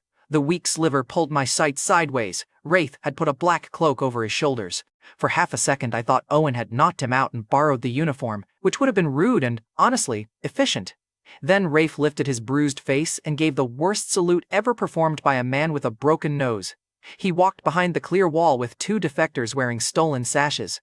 The sliver hid in the red-stained cuff at his wrist. Through that 20-foot patch I saw the rear stockade, laborers in rope collars, injured prisoners, and 2 carts carrying exhausted children and guards whose attention had turned toward the impossible wall. Rafe snapped, "Retreat order. Warden wants witnesses alive." One guard hesitated. Sable gave no Sable is busy being divided by kitchenware, Rafe said. Move. It almost worked. Almost is where Rafe Calder spent most of his life. A scarred guard stared at him too long. Calder? Rafe opened the first pen instead of running. The guard slammed a spear butt into his side. Rafe folded, wheezed, and kept one hand on the lock bar. A prisoner woman grabbed the bar from inside and pulled. The gate flew open. People poured out, not brave, not organized, just done being owned. The prisoners did not pour out like heroes from a song. Some stumbled. Some shielded their faces because daylight itself felt like a trick. One old man tried to go back for a bundle of rags until a girl half his size slapped his arm and shouted that it was empty. Voss had stored proof behind the army, not soldiers. Rafe crawled to the second lock. Leave it, I said, uselessly. He could not hear me over the sliver unless he touched it, and he would not have listened anyway. Apparently courage and stupidity shared a coat size. He reached Mara's cage cart before the second blow took him down. I saw his fingers jam something under the hinge. A pin shifted, not enough to open it, enough to make the cage complain. Then 3 black bannermen dragged him under the wagon frame and out of my tiny circle. Owen saw him fall. For the first time since the confession, Owen looked like hatred had become inconvenient. The released prisoners hit the rear line. Voss answered by burning food. He pointed at the grain wagons he had brought behind the army, the ones covered in black canvas and painted with mercy marks. Torch them. One soldier froze. Voss turned his head slowly. Food belongs to obedience. Burn what rebellion thinks it has earned. Torches flew. Canvas caught. Oil ran bright down wagon wheels. The smell reached even my side of the table. Or maybe my brain invented it because it hated me. Grain sacks split under heat and spilled pale kernels into fire. The conscripts saw them. Full sacks, whole wagons. Food Voss had marched beside their hollow stomachs while telling them, Iron Nest stole children. A woman near the clear wall screamed and attacked a black banner guard with a hoe. A boy reached too close to the burning grain until Celeste's runners dragged him back. Men who had dropped weapons picked them up again, but this time they turned toward the black cloth. Sable rode through smoke, shouting for water. A girl in a black banner scarf called him father from the family wagons. He looked toward her, then stopped when Voss looked at him. The pause was small. It mattered later. Mara used it now. The cage hinge snapped where Rafe had jammed the pin. She drove her shoulder into the door. Once, twice. On the third hit it burst outward and dumped her onto the cartwheel. Sable reached for her. Owen threw his hammer. It missed Sable's head and hit the cage frame with a crack that made the whole cart jump. Subtle work from Owen Pike. Very delicate. Basically diplomacy with iron. Mara did not wait for subtlety to improve. She lunged off the cart straight at Voss. He drew steel. She went under it, rolled in mud and burning grain, and came up with a broken cage pin in her fist. He tried to step back. Prisoners hit his flank. Conscripts shoved from the other side. For the first time since I had seen him, Corvin Voss was inside a crowd he did not control. Mara reached his belt. Her fingers closed on the silver half. Voss caught her wrist. That is not yours. Mara bared her teeth. Funny, I was going to say that about the march. She pressed her scraped palm against his old red-stained wrapping, twisted and ripped the silver free. The world slammed open. Full color, full sound, full shouting, burning, mud, steel, smoke, and Mara's voice in my head so clear it hurt. For a second, the whole battlefield seemed to inhale. The conscripts saw Mara holding the silver. Iron Nest saw her alive. Voss saw every lie he had stacked between those two sights start sliding out from under him. And I saw the thing I had missed in Gallows Field. She had never needed me to own the sky. She needed me to keep it open long enough for her to use it. Ceiling, she snapped. I almost cried at the nickname. Terrible timing, very on brand. Your call, I said. Get them out, she said. Conscripts first, then me. There it was, the repair. No apology, no music, just the order I did not want and the chance to obey it. I tilted the transparent lid down until it lay like a clear ramp across the mud between Iron Nest and the broken front line. Its far corner cracked where a black banner axe hit it. I held it anyway, glove creaking over my bandage. Move! Owen roared. Conscripts slid, crawled, and dragged one another across the lid while Iron Nest fighters covered them. Children pressed against the inside of the colander, silent behind shutter slits. Celeste slapped a wounded man for trying to collapse in the traffic lane and made him crawl faster. Mara climbed onto the lid last. Voss grabbed for her ankle. Sable blocked Owen from reaching him. Not saving Voss. Not yet. Just obeying the shape of the order he had been given. Mara kicked Voss's reaching hand away and slid down the clear plastic toward Iron Nest like the world's angriest saint refusing transport etiquette. I wanted to keep her there under my hand forever. I lifted my fingers instead. She rolled off the cracked edge into Owen's arms, shoved him away before he could look relieved, and put the silver around her neck with shaking hands. Full view stayed. Voss stood beyond the burning wagons, lip split, coat scorched, black crescent at his throat. Around him, the army was no longer an army. It was pieces choosing directions. He saw that too. His voice finally rose. "Retreat to Gallows Crown!" Black Banner elites pulled back around him. Sable rode at their flank. Two men dragged Rafe by the arms, dazed but still guarding his cuff, but his cuff still pressed tight to his chest. Mara saw him. Owen saw him. Nobody could reach him through the fire without losing the people they had just saved. Voss left us the cost, the food he burned, the injuries he caused, and the guilty man he knew we could not abandon. As the retreat climbed the northern road, the silver at Mara's throat went cold, then hot. The dark crescent on Voss's chest answered across the distance. For a breath, his voice and another voice came through together. The calm, modern one. "Open at the next dawn," it said. "Bring the witness if she follows. If she does not, burn the refuge until she does. Then, bring me the unauthorized observer." Nina's hand tightened on the table beside mine. Mara looked up. Her face was blackened with smoke, bruised at the lip, alive. "Well," she said, softly enough for only me, "now he has made it rude not to visit." The sliver view flickered near the retreating cart. Rafe was awake enough to scratch one crooked mark into the wood with a nail he had hidden somewhere I did not want to think about. A hook, a stare, a black mouth. Behind him, for one blink, a painted woman on a chapel board stood full size beside a giant face. I did not know why that mattered. Finn, bruised and half-wrapped in Celeste's blanket, touched the silver and stared at it. "That is the chapel road," he said. "The mouth in the wall."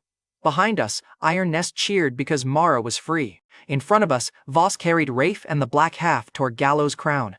The grain wagons burned through the day until evening smelled like a bakery burning. At the next dawn, heaven would become a door Voss meant to open. Finn drew the mouth in the wall while Voss's grain wagons were still burning. He used charcoal on the back of a split crate, one swollen eye half shut, Celeste's blanket sliding off his shoulder every time he leaned too far. Around him, Iron Nest sounded like victory had limped home. People cheered because Mara was free. People cried because food was ash. Wounded people waited quietly because loud complaints got you moved to Celeste first, and Celeste was terrifying enough without a line. The burned wagons kept popping in the distance, sacks splitting open inside flame like Voss was still feeding the fire after losing the field. Every cheer had smoke in it. Every plan started with someone asking who would eat tomorrow. Mara sat beside Finn with the silver halfback around her neck and her cut palm wrapped in gray cloth. The pendant made the whole quarry clear again. Full view, full sound, full responsibility. Great!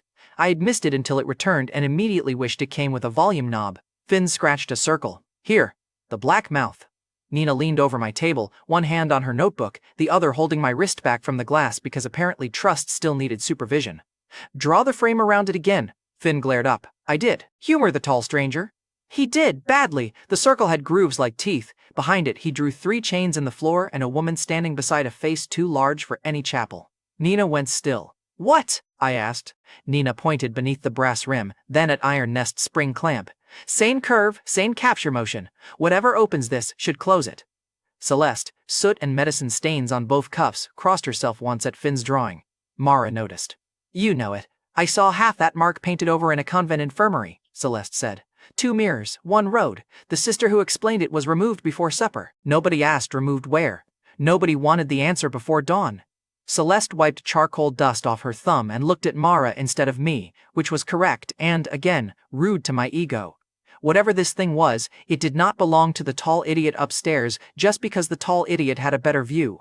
Mara touched the silver and repeated the words Anwen had left her.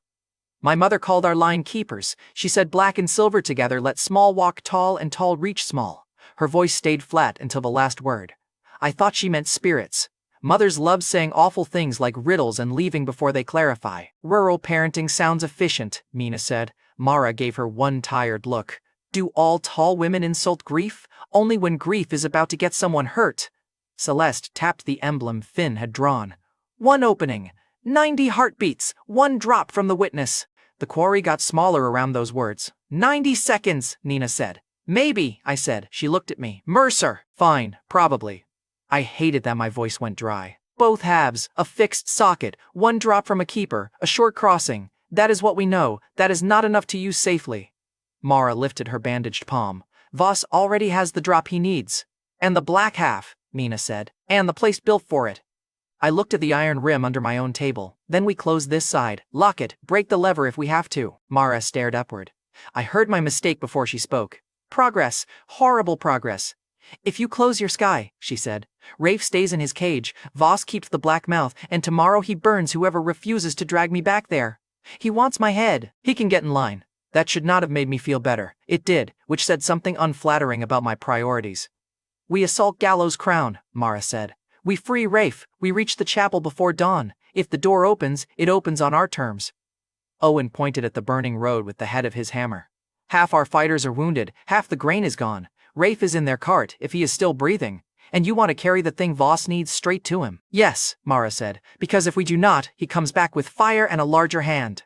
No one liked that sentence. Truth has a talent for entering rooms without wiping its boots. The crowd heard only pieces through Mara's translation, but they understood enough. Rafe alive meant one more debt. Voss opening heaven meant tomorrow would not be a defense, it would be an intrusion with teeth and no mercy ahead. No, her eyes sharpened. I forced the next word out before the old shape took over. Wait, tell me the plan before I start forbidding things like an idiot. Nina's thumb eased off my wrist. Mara looked at me for a long moment. Good, you can be taught. The plan waited until the injured were moved and the fallen were covered. The thing I had avoided did not. Mara asked, why does stopping feel impossible to you? I looked away from the table. Nina did not. Of course she did not. Nina had once held pressure on my brother's side, while I stood 7 feet away and forgot how legs worked. So I told Mara about Jonah. No real elegance. No heroic version. A warehouse fire, a collapsed rack, smoke down to the floor, my brother pinned where I could see his hand moving. 7 seconds where my body understood the job and my head did not. 7 seconds where Nina screamed my name. 7 seconds I had polished into a knife and carried around for 3 years. I moved, I said. Then the ceiling came down. Nina's voice was quiet. You were concussed. Your mask seal cracked. You were not standing there picking wallpaper. He died. Yes, she said. And you made the rest of your life a punishment with tools. Mara touched the pendant with her good hand. Voss controls people so he never has to feel helpless again. My throat tightened. She did not soften it. You control danger. People get caught inside it. That's supposed to comfort me? No, it is supposed to be useful. Very, Mara. She leaned closer to the silver. I need 90 seconds if it opens. Not a rescue override. Not your hand grabbing whoever scares you most. 90 seconds and you ask before you take. I wanted to promise perfectly. I had learned what perfect promises were worth. I can try, I said. Mara nodded.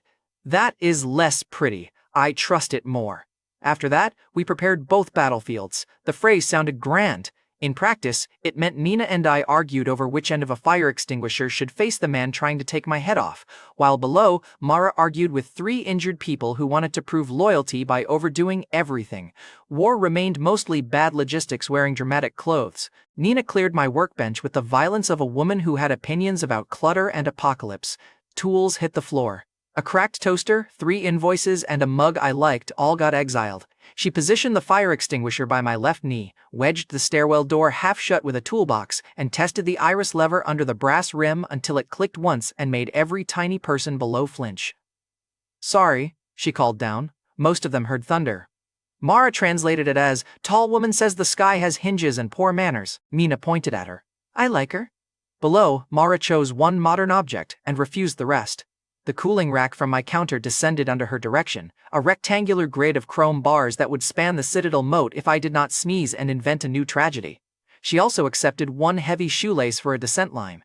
When I offered zip ties, a flashlight, tape, tweezers, and a paring knife, she held up her wrapped hand. Enough, ceiling. More options are good. More options are you trying to be everywhere. I shut the drawer. Owen assigned front fighters despite his stiff thigh. Celeste set retreat points and put Finn in her rear cart with the copied chapel sketch, safely out of the assault line. Della took the defectors who knew Black Banner horn calls. Finn objected until Mara said, useful boys survived by carrying maps instead of chasing heroics. He accepted, offended, alive, and already complaining loudly. Near midnight, they left Iron Nest. Before Mara stepped beyond the colander rim, she made the rescued conscripts choose, stay behind the shutters and be guarded, or walk with the assault under Ashwick command. Some stayed, some went. Nobody was thanked for either choice. That was new, and maybe it was what freedom looked like before it learned better manners. Mara carried the silver. The world moved with her across a road striped black by burned grain smoke. Every step toward Gallows Crown made the pendant warmer. Every time it pulsed, Nina looked at the iris lever. Every time Nina looked at the lever, I wanted to close it. I did not. Gallows Crown rose before dawn like a black tooth above the road. Voss had built it around hunger. Narrow bridge, dry moat, prison cages along the outer wall so every prisoner could see the granary doors and smell what they were not allowed to touch. Rafe was somewhere inside. Mara stopped at the moat and looked up. Now! I lowered the cooling rack. The bars struck stone on our side, bounced, and nearly slid into the waterless ditch. Owen and 2 defectors threw hooks around the nearest crossbar.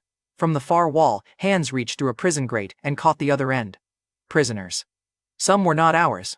A few still wore black banner ration tags.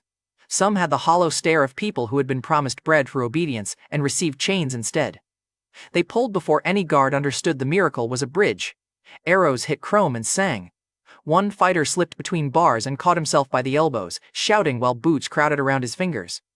Owen grabbed his collar and hauled him up one-handed. A woman behind him caught an arrow high in the shoulder guard and kept crawling, because stopping in the middle of a heavenly kitchen rack was a fantastic way to fall very stupidly. I wanted to lay my hand over them. Mara did not even look up. Do not. I know. You are thinking loudly, then cross faster. She did. The outer yard turned chaotic. Nothing clean or cinematic about it. Prisoners yanked guards down from behind. Defectors shouted false orders. Della's people cut cage ropes. Celeste's runners pulled the first freed children under a stone awning. I lowered nothing else. It felt like standing beside a fire with full buckets and being told the water would crush the house. Mara followed Finn's route mark through a service arch and down a passage painted with old smoke. They found Rafe hanging from a wall ring outside the chapel stair. His face looked like the floor had argued with him repeatedly and won. He saw Mara and still managed a smile that deserved medical attention. You came, he rasped. Mara cut his wrist rope. You scratched directions. I am very obedient when annoyed. Rafe fell against Owen, who caught him like a sack he hated kneading. Talk, Mara said. Rafe did. No ornaments, no gambler silk left. His words came in short pieces because breathing hurt and because, for once, he did not dress guilt up for company. Voss was not saving grain for winter. Orders from the Red Gloves said, burn surplus before it fed rebels, herd carvers, glass makers, metal hands, keep them hungry enough to work, send masterwork pieces through the black aperture. He swallowed pain. The straight steel, the black sun coins, the little tools his officers called holy, they came down through that place. The famine was an order laid over bad harvests. He made hunger worse because hungry fingers carved cheaper. The passage went silent except for the battle above. Mara's face did not change. Her fingers tightened around Onwen's strap until the That is why my mother ran, she said. Rafe nodded. She stole the silver after she saw him open a slit. I marked her door before I knew. That does not make it smaller.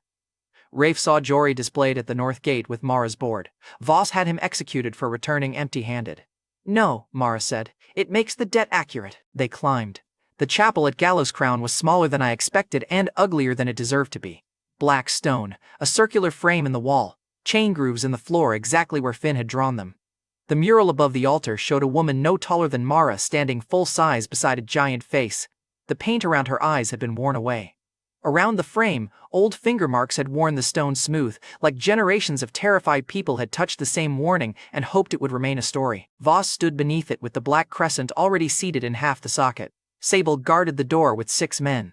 Rafe sagged between Owen and a freed prisoner. Mara stepped in with the silver burning against her chest. Voss smiled like a host. You brought the road back to its hinge. Mara drew her knife. I brought the knife too. Try not to feel neglected. The black half clicked. The silver chain snapped tight around Mara's neck and yanked her forward. I reached before thinking. My gloved fingers hit the membrane and stopped. Not blocked. Warned. Every pulse from the 2 halves traveled up my arm as heat. Mara! She braced one boot against the chain groove.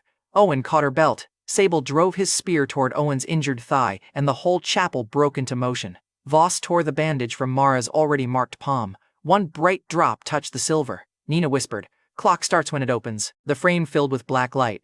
Not darkness, a surface. Like oil pretending to be a mirror. My workbench appeared inside it from the wrong side, cleared and waiting, with me staring back like the dumbest offering ever placed on an altar. Voss shoved Mara sideways, not through. He stepped into the black mirror with 2 guards before Owen could reach him. For one breath, he was 1 inch tall. Then he landed on my workbench 6'2", armor clanging, sword already drawn. The 2 guards hit beside him and expanded into men with blades and famine-thin eyes.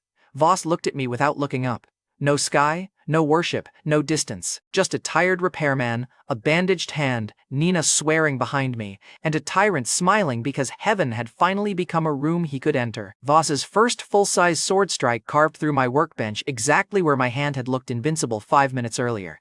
The blade chopped into plywood, split an invoice in half, and sent a screwdriver skittering across the floor. I moved because Nina shoved me, not because I had some beautiful combat instinct. If the official history ever claims otherwise, burn it and insult the author for me. Voss stood on my bench in armor that had grown with him, 6'2" now, broad enough to block the gate's black shine behind him. The 2 guards landed beside him with blades already out and eyes wide, because even murderers need a second to process fluorescent lighting. He had crossed with everything that mattered to him: blade, armor, polished boots, and the assumption that height was morality if you owned enough. The gate behind them kept breathing. Each pulse showed the chapel below in broken slices, Mara being dragged by the silver chain, Owen slamming his shoulder into Sable, Rafe crawling for a fallen key with 2 fingers that did not want to close. The 2 worlds were not separate scenes anymore. They were one room with a hole in the floor and knives on both sides. My plan had been simple because panic-like simple. Keep Voss away from the table. Keep Nina alive. Keep the guards from figuring out stairs existed. Try to stay upright in the stupid apartment where I still had a sink full of dishes. Useful priorities. Terrible order. I got less than that. One guard lunged for Nina. She grabbed the metal tray she had cleared from the bench and whipped it into his sword arm. Steel rang. He stumbled over a coil of extension cord. Voss looked at me and smiled. At me, not upward. There you are, he said. The repairman above heaven. I backed into the table edge hard enough to bruise my ribs. The brass rim dug into my spine. Below, through the still open black mirror, I caught flashes of Mara in the chapel, Owen bracing the socket, Rafe doubled beside the stair, Sable driving soldiers toward them. Then Voss came at me again. 90 seconds is a comforting number until a sword starts using the first 3. Nina shouted, "Left!" I threw myself sideways. Voss's blade carved the air where my face had been and smashed into the useless fryer compressor behind me. Sparks popped from old wiring. Great, of course my appliance is picked now to become dramatic. Voss stepped down from the bench like he owned my floor. You see the difference now? Between us? I grabbed the fire extinguisher by the handle. I pay rent. He glanced around my apartment. The cracked cabinet. The patched window. The mattress shoved behind a curtain. Poorly. I pulled the pin and blasted him in the face. White chemical fog swallowed his polished cruelty. Voss recoiled, coughing, sword arm lifting to shield his eyes. The nearest guard slipped in the cloud and slammed his knee into the toolbox Nina had wedged by the stairwell. Nina took the extension cord in both hands and yanked. The cord snapped tight around the guard's ankles. He went down hard, and his blade carved a line through the floorboards. Nina was on him before he remembered women from my world also had knees. She drove one into his wrist. The sword clattered away. For one bright second, the universe rewarded preparation. Through the gate, Mara was not watching like a saint in a mural. She was fighting the socket itself, one forearm braced across the silver, the other hand marked red. Every time Voss moved in my room, the black frame below answered him. The floor grooves in the chapel lit and died. Owen yelled numbers until his voice cracked. Sable tried to shove him off the chain line, and Owen shoved back with the entire emotional range of a man too busy to hate properly. Rafe, barely upright, dragged one prisoner away from the frame and pointed others toward the outer stairs. Not forgiven, still useful. That had become the most honest prayer in 2 worlds. I saw all of that in flashes between swords. Then the second guard reached Nina. I blocked his downward cut with a heavy tool case. The blade bit through the plastic and stopped an inch from my forearm. My right hand flared with the old feedback pain. The next swing tore my left sleeve and left a hot scrape across my forearm. I hit him with the case anyway. It was not elegant, it was barely fighting. It was 2 tired adults and 1 angry intruder using whatever was heavy enough to make the next second exist. Below, Mara's voice cracked through the silver. 60. I heard Owen grunt. Metal hit stone. Someone screamed in the chapel. I wanted to look. I could not afford eyes anywhere except the man trying to remove Nina's head. The guard shoved me backward into the utility sink. My ribs hit porcelain. Pain flashed white. Nina pulled the iris lever under the brass rim with her uninjured hand, trying to test the latch while still half-crouched from the first guard. The second guard saw the motion. He cut at her. The blade tore Nina's sleeve and grazed her upper arm, enough to make her furious, not enough to stop her. Nina did not scream. She made a sound worse than screaming, tight and insulted, like her body had inconvenienced the schedule. "Mercer," she said, pressing a cloth to the cut. "Sink!" I grabbed the guard's belt and drove forward. We both crashed into the utility sink. The faucet snapped sideways and sprayed cold water across his face. He gagged, slipped, and Nina kicked the back of his knee so hard I heard something give. Together we shoved him through the half-open stairwell door. He hit the landing. Nina kicked the toolbox wedge free. I slammed the door shut and jammed the broken mop handle through the latch bracket. The guard crashed against it from the other side. One down, one locked out, one tyrant still in my room. Voss burst from the extinguisher cloud with white powder on his coat and a bruised nose. It did not make him less frightening. It made him look like a funeral statue that had learned hate. 50! Mara shouted from below. Her voice pulled my eyes to the gate.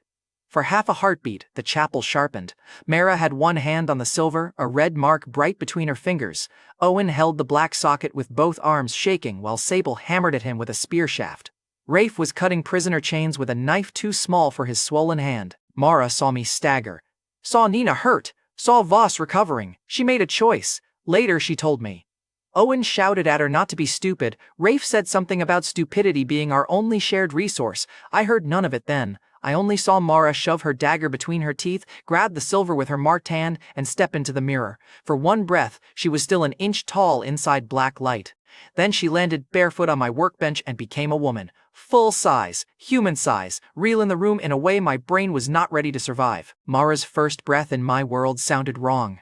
Too large for the woman I had learned through Thunder and Silver. She looked down at her own hands, flexed once, and then looked at the ceiling as if checking whether I had one too. There was fear there. Of course there was. She had just become the scale of the thing she had spent 9 days arguing with. Then Voss moved, and fear lost its appointment. For the first time I understood why my face above the glass had terrified people who already wanted help. Size was not comfort. Size was a loaded weapon with skin on it, and Mara had stepped into mine without becoming less herself. She made the choice before I finished understanding the price. Every damn time. She stumbled once because crossing worlds apparently did not include free balance lessons. Then she ripped the dagger from her teeth and drove it into the seam of Voss's shoulder armor.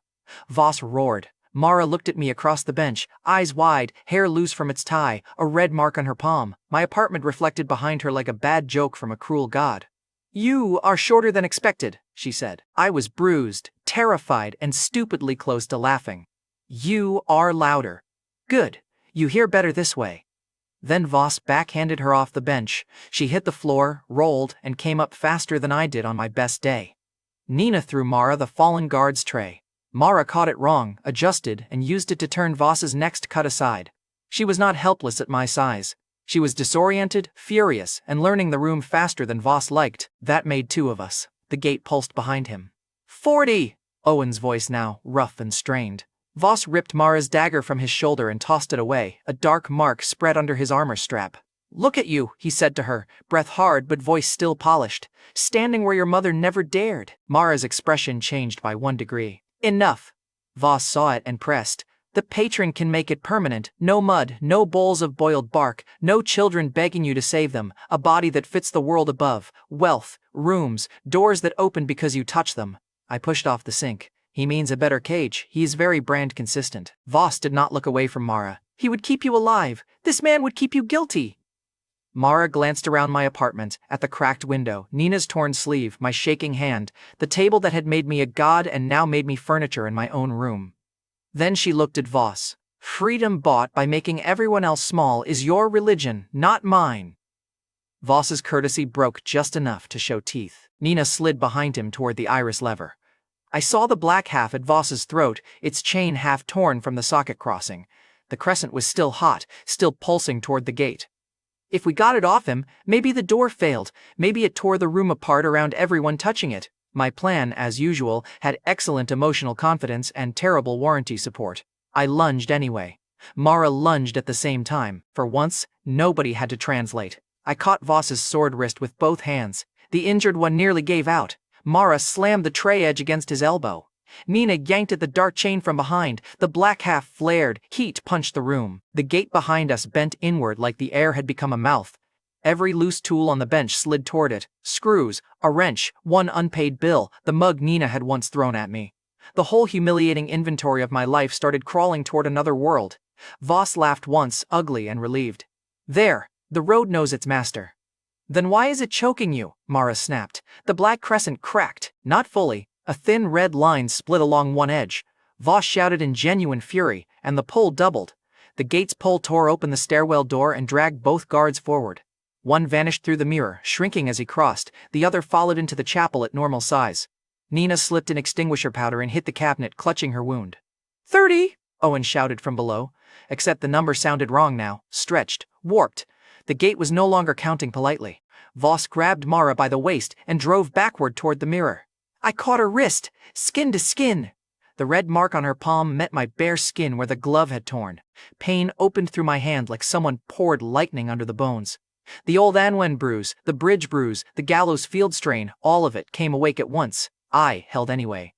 The membrane caught us. For 1 second, Mara hung between worlds, full-size hand in mine, boots dragging across my floor toward the black light. Voss had her other arm, his cracked black half-burned red at his throat. Below him, through the mirror, I saw the chapel floor rising toward us like a tilted room. No, I said. Brilliant final argument. Very nuanced. Mara looked at my hand, then at my face. She understood before I did. The pull was taking me too. My knees slid. The brass rim slammed into my thigh. If I held on, I would go through half wrong, twisted between worlds, maybe taking the table with me. Nina grabbed the back of my shirt and could not stop it. Eli, Mara said. I tightened my grip. She kicked me in the chest, hard. Air left my body. My fingers tore free of hers. Nina yanked backward with everything she had. I hit the floor on my back as Mara and Voss vanished into the black mirror. The gate snapped inward. The black light folded and washed red across the table. In one last flash, Mara and Voss crashed into Gallows' crown. The crescent ripped from Voss's throat and locked into the socket, cracked wide, while its short chain remained hooked through his chest harness. It left Voss chained to the wall when the mirror finally went dark. Then, the mirror finally went dark. This was not gray like when Mara vanished. Dark. The silver still carried sight, but when I shoved my hand toward the surface, I hit cold, solid air. Below, red lights spread over Gallows' crown like the sky had turned red. Mara rolled away from Voss, alive, favoring one shoulder. Voss staggered up beside the cracked socket, powder and a scrape across his face, and triumph gone from his mouth. Sable shouted orders. I could not fully hear. Owen moved toward Mara with one leg nearly buckling. Rafe was still alive because apparently Det had survival instincts. Nina collapsed beside me, one hand pressed to her arm, the other fisted in my shirt. Do not, she said. I had not realized I was trying to force my hand through again. I stared down at Mara beneath the strange red sky. She looked up once, found me, and did not apologize.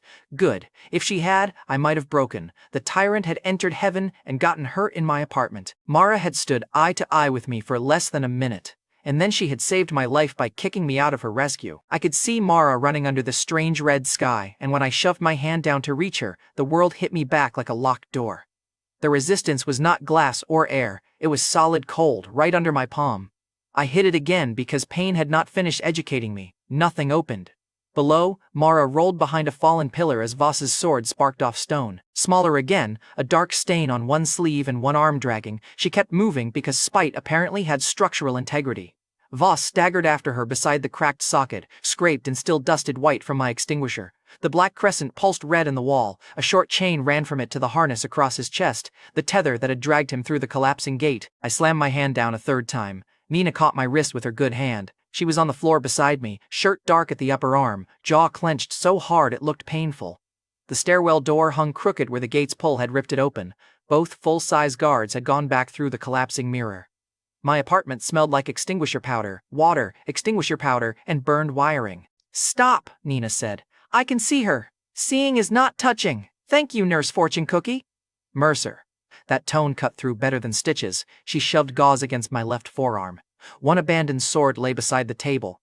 Mina noticed it before I did because apparently pain had not taken her talent for being irritatingly useful.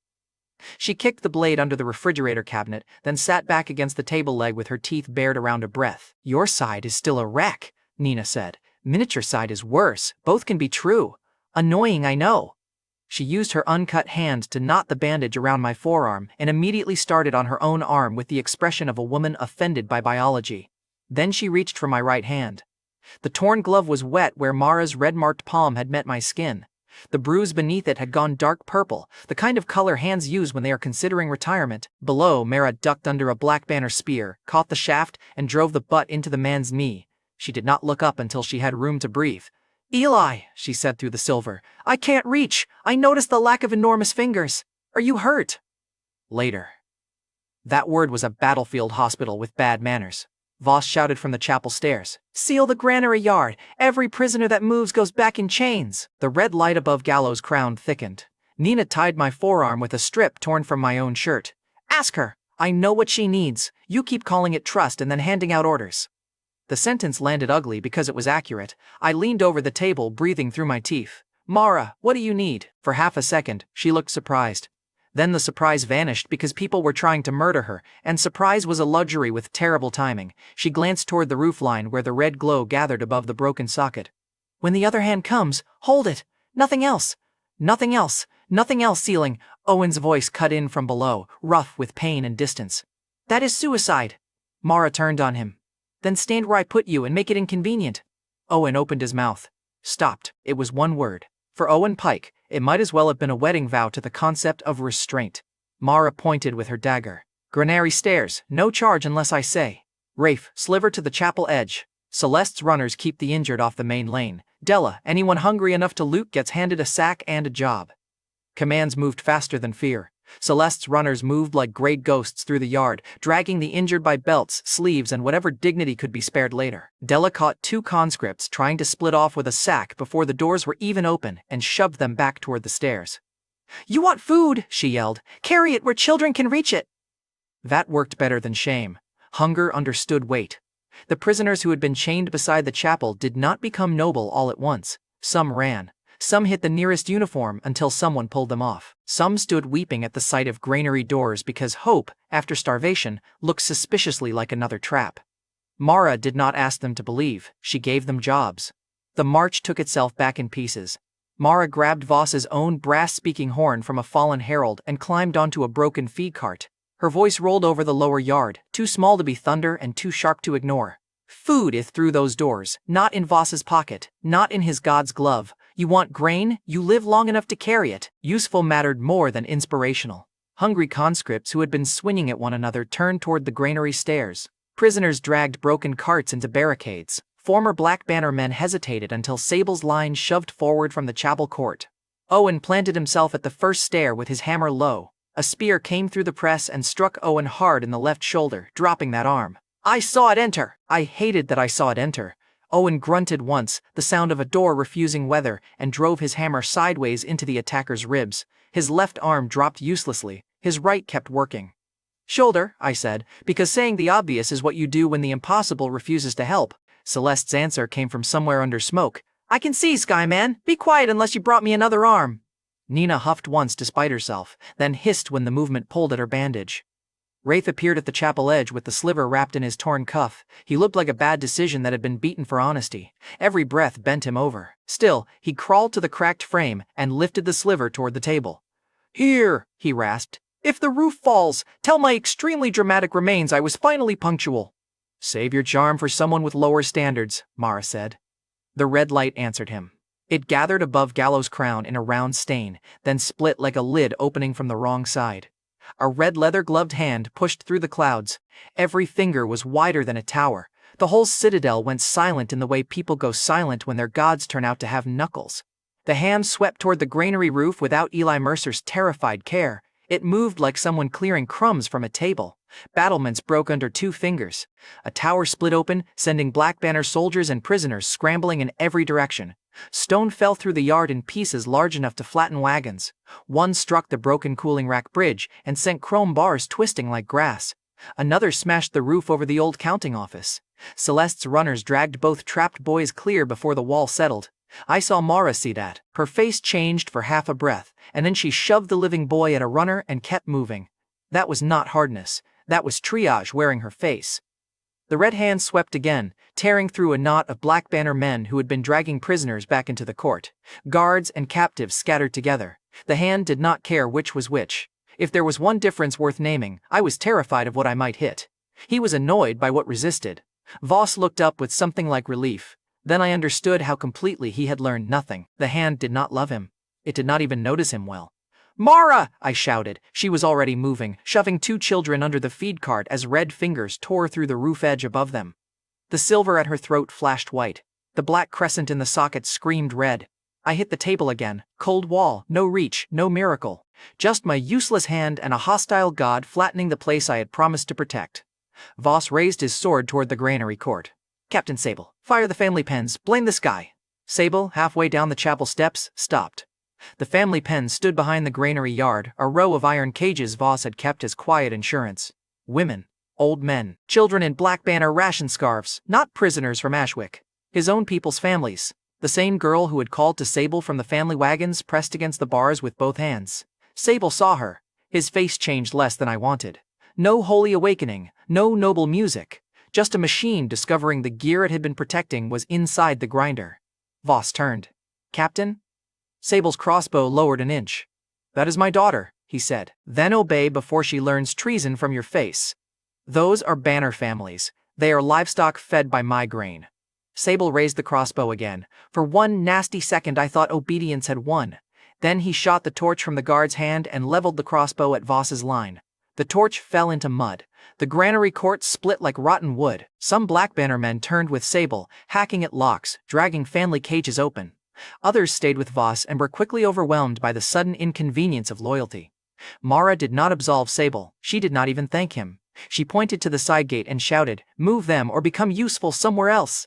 Sable obeyed her. That mattered more than an apology. Voss watched his line fracture, his patron crush his own roof, his grainyard fill with people who were no longer waiting for permission to be hungry. For the first time, he looked less like a ruler than a man standing in front of a door he had locked from the wrong side. So he ran upward. He was not running away from battle.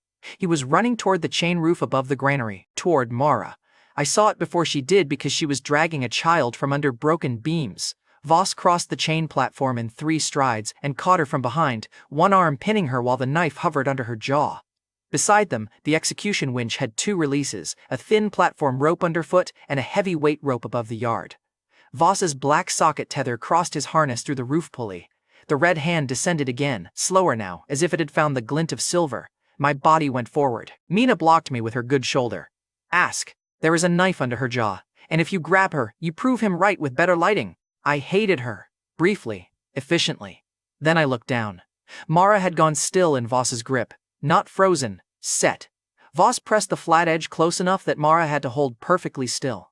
He dragged her toward the execution chain mounted above the granary doors. Tell your giant to kneel, he said. Mara's eyes lifted to me. No! The word steadied my hands more than any plan could have. Voss smiled through a split lip. Your mother said that too. Everything in me narrowed. Mara's face did not move. Voss leaned close to her ear, but the silver carried him to everyone near the chain and to me above the glass. Anwen did not die because she was brave. She died because she stole the gate key and refused to open the march for harvest. I ordered the bolt. I ordered the fire. I ordered her road marked. Below, Owen tried to climb the stair and nearly collapsed when his left shoulder failed. Voss saw him, pleased. Starvation made obedience cheap. Your mother wanted hunger to remain expensive. Mara's boot shifted under the chain platform. Tiny movement. Ugly little scrape. She was not breaking. She was placing herself. She must have hated your speeches, Mara said. She begged. No, Mara said. She kept you talking. I saw her heel hook beneath the thin platform rope. Voss did not. Rafe lifted the sliver at the chapel edge, arms shaking. The small silver chip caught the red light and threw it upward through the table like a needle. Nina looked from the sliver to my hand. A keeper's living mark opened both halves, she said. No. One chance, she said. Not a crossing, a reach. You already paid half the admission with that hand. That is not medicine. No, Mercer. It is a terrible idea with evidence. The red hand spread over the granary roof. Mara looked at me with Voss's knife held under her chin and did not ask me to save her. She asked for the task she had already given. Hold the other hand, nothing else. I tore the fresh wrap off my right palm. Nina cursed at me with real feeling this time, then grabbed my wrist and aimed the single bright drop instead of letting me fumble it everywhere like an idiot. I pressed my reopened palm to the thin silver trace in the brass rim where the table's old pattern curled under the glass. Below, Rafe pressed the sliver against the chapel stone with both hands. Pain went through me clean enough to erase the room. The membrane gave. The opening was narrow and unstable, a narrow seam in the sky 60 seconds deep if we were lucky, and much less if the universe had developed a sense of humor. My hand passed through. The people below screamed. Voss jerked Mara backward, thinking I was coming for him. I was not. That was the hardest movement of my life. Harder than pulling away from fire. Harder than letting go when Mara kicked me. I reached past her, past Voss, past the knife I wanted to flick into a mountain, and drove my injured hand upward into the descending red glove. Skin met leather over Gallows' crown. The impact cracked the roof tiles beneath us. The red hand stopped one tower length above Mara's head. For the first time, the calm voice lost a fraction of its polish. Unauthorized observer has physical contest. Yeah, I said through my teeth, though I had no idea if he heard me. Put it on my invoice. Nina braced both arms against my shoulder and the table, her bandage darkened. Below, Mara's eyes stayed on Voss, not me. Good. Voss's knife stayed close under her jaw. His other hand tightened on the black socket tether crossing his harness while hundreds waited below the granary doors, starving and staring upward. My hand and the red glove strained over them from opposite sides of the red-lit sky. 60 seconds left, maybe less. Above my wrist, the red glove tightened, trying to bend my fingers backward while the table groaned under Nina's bandaged shoulder. The final thing I saw before the whole world became pressure was Mara lowering her heel onto the thin platform rope. The first collision of our hands hit Gallows' crown like thunder from below. From my side, it was much, much worse. My hand was buried through the table up to the wrist, locked around a red leather glove, every joint protesting that felt too warm to be cloth and too strong to be human in any comforting sense. The red hand pushed down. I pushed back. Roof tiles exploded under the pressure. The broken granary tower leaned, stones grinding loose, but my fingers held his wrist one tower length above Mara's head. Not steady, not noble, just held, which was suddenly the whole job. Nina braced her shoulder against my side and both hands against the brass rim. Her bandage had darkened along the forearm, but she kept both hands on the rim. 48, she said. Seconds, probably. Don't start a debate. The red hand's voice came through the red-lit sky, calm enough to make my teeth hurt. You do not know what you are protecting. Below, people screamed because two gods were fighting over their roof. I wanted to answer with something clean and historic. I know what I'm billed for, I said, and tightened my grip. Bravado, with panic under it.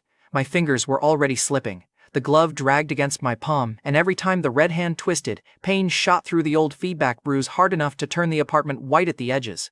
The table legs scraped across the floor.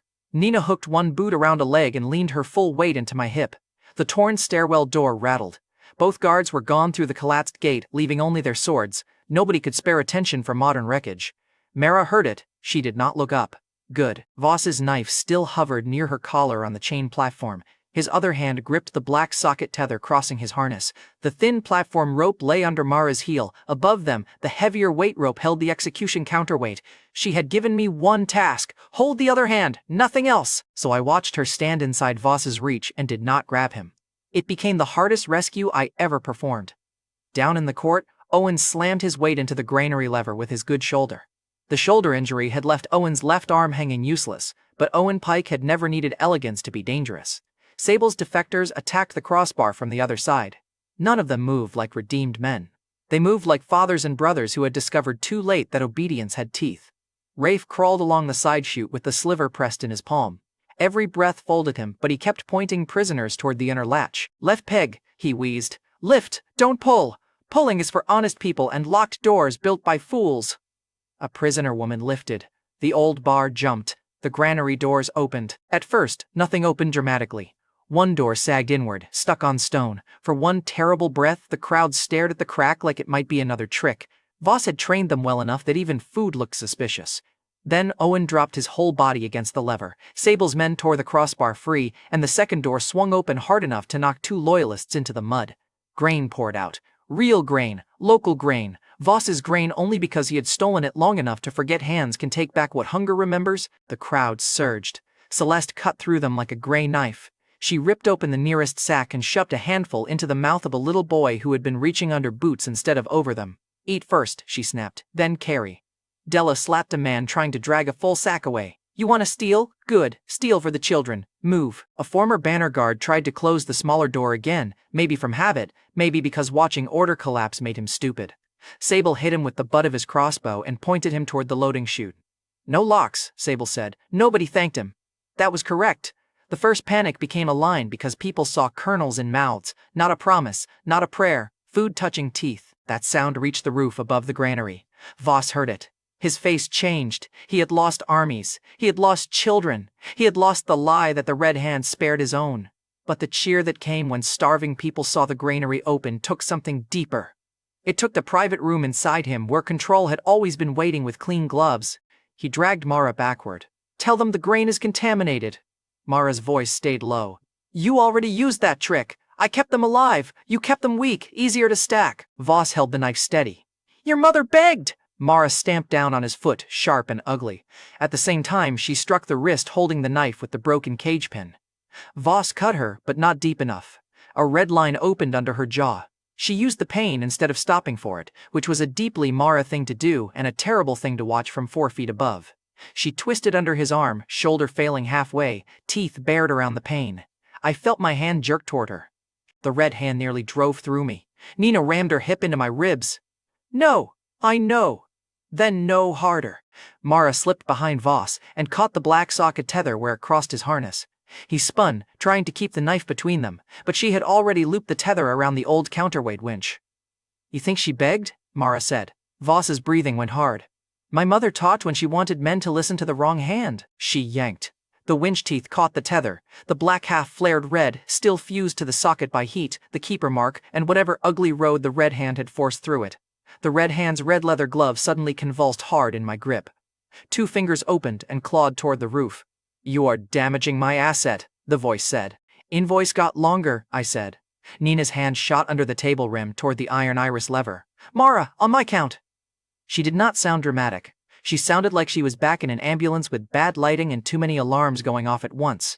Her injured arm trembled when she reached for the lever, but her eyes stayed on my wrist because if the iris closed early, it would not save us. It would cut the only hand holding the other sky. Most people below heard thunder. Mara heard enough. Voss heard enough too. He wrapped both hands around the tether and threw his weight backward, trying to pull the black half out before Mara could use the counterweight. The chain platform cracked under them. Below, Finn came up from Celeste's rear support line with her blanket over one shoulder and a sack half his size in both arms. Of course he was there. The boy interpreted. "Stay safe, a stand where adults can be corrected." Voss saw him. His eyes found Mara's. Then he lunged toward the stair. He was not escaping. For Finn. Mara cut the thin platform rope. The platform dropped 6 inches. The winch screamed. The tethers snapped tight around Voss's harness and the black half's mounting loop. His lunge became a fall that did not get permission from his pride. Mara landed hard on the roof and rolled. The knife spun away. The black half tore free. At the same instant, Nina slammed the iron iris lever down. I released the red hand and ripped my arm upward. The brass aperture clamped shut like a machine biting through thunder. It caught the red hand's glove across 2 fingers before he tore back. The sound he made was not a scream. It was worse than that, a perfectly controlled breath that finally broke in the middle. The red sky snapped closed. My hand hit the table rim, and pain climbed to my shoulder. Nina grabbed me before I collapsed face first into the glass. The broken stairwell door settled against the wall with one last knock. For once, even my apartment knew to shut up. Below, the black half landed beside Mara, cracked and smoking. Voss did not fall to the courtyard. Not yet. The counterweight chain he had used to punish grain thieves whipped through the roof pulleys, caught his harness, and yanked him outward over the granary doors. He struck the black banner standard above the open court, suspended where every soldier, prisoner, child, and starving parent could see him. Still conscious. Because apparently the universe believed in thoroughness, Voss's polished voice was gone. "Mara." She staggered to the roof edge, a red mark at her collar, one shoulder hanging low. "You kept order," she said. "Yes." "No," she said. "You kept keys." He reached toward the empty red sky. "Window 3." Nothing answered. He tried again, louder. "Not a command now. A request dressed in old clothes. Window 3." The silence that came back was the most honest thing the red hand had given him. Corvin Voss finally looked truly small. He twisted against the chain, eyes dropping to Finn below. Even suspended, even abandoned, he chose one last piece of leverage. He kicked off the standard, swinging toward the grain line where Finn stood frozen with the sack in his arms. Mara did not ask me. She did not look up. She cut the heavy weight rope. The counterweight dropped. The chain snapped him upward and sideways, tearing the black banner standard from its braces. Wood split. Iron rang. Voss struck the beam above his own granary and went still in full view of the people he had taught to fear hunger more than him. The standard fell after him. Black cloth landed and spilled grain. No one cheered at first. A fallen tyrant leaves a strange silence. People have to check whether the world noticed. Then Finn set his sack down, walked to the nearest spill of grain, and picked up one kernel. He looked at Mara on the roof. Then at me. He ate it. That broke the spell. Children moved first. Of course they did. Adults can make fear complicated. Children understand food faster. Celeste tried to form a line and lost, then won by grabbing the nearest sack and making herself the center of the chaos. She put grain into 2 small hands, then a third, then pointed those children toward others who could still stand. Hunger spread relief the way panic had spread fear. Della put defectors to work. Zabel lowered his crossbow and stared at Voss's body like he was looking at the shape of every order he had ever obeyed. Mara sat down on the roof because her legs finally remembered they were allowed to quit. I wanted to reach for her. I did not. I kept my injured hand on my side of the table and said, "Mara." She touched the silver, breathing hard. "Still here." "Good. Do not sound surprised. It is insulting. I was worried." I noticed. Very unattractive from above. I laughed once, and it hurt badly enough that Nina told me to stop enjoying bruised ribs I probably did have. Back in my apartment, Nina made me sit on the floor while she locked both abandoned swords in the shop cabinet and called the broken stairwell a problem for future us. Future us hated her too, but future us was alive and wrapped in slightly fewer bandages. The rest took days, then weeks, and none of it was clean. Grain left Gallows Crown in carts. Some Black Banner families walked beside prisoners they had helped cage. Some were cursed at. Some deserved worse. Sable kept working with his eyes forward and his daughter's hand locked in his. Nobody forgave him. Nobody needed to, that week. He opened roads and took orders from Mara without pretending obedience had become virtue. Owen survived, mostly because Celeste bullied him too hard for rest to get a turn. His left shoulder never lifted right again. He complained about it with enough volume that everyone knew he was recovering. Rafe held the sliver until the last card of injured people crossed out of Gallows Crown. Then he gave it back to Mara with both hands. When normal reach returned, Mara set the inert shard on stone and I lifted it through with "Debt paid?" he asked. Mara looked at him for a long time. "Debt named." He nodded. That answer seemed to hurt him and hold him up at the same time. On the 12th day, we buried Onwen properly. We buried her near the new field below Iron Nest, where the quarry road opened toward water, not in Ashwick's burned square, and people had enough food in them to stand without swaying. I lowered 1 fresh chicken nugget beside the grave. They did not need it to survive that morning. The granary had done that. Their hands had done that. Mara's nerve, Nina's lever, Owen's stubborn shoulder, Celeste's line, Rafe's sliver, even Sable's ugly refusal had done that. The nugget was not salvation now. It was a meal. Mara made me cut it smaller. "Still too large," she said. "I have learned nothing." "I know. I remain busy." People laughed softly. Then a few began to kneel. Mara turned so fast half the children flinched. "Up!" The word cracked across the field. One old man stayed on his knees, crying too hard to hear. Mara knelt in front of him, took his hands and pulled him up with her. "Stand," she said, quieter. "Eat standing." So they did. That became the first rule, before anyone tried to carve rules into stone and make them boring.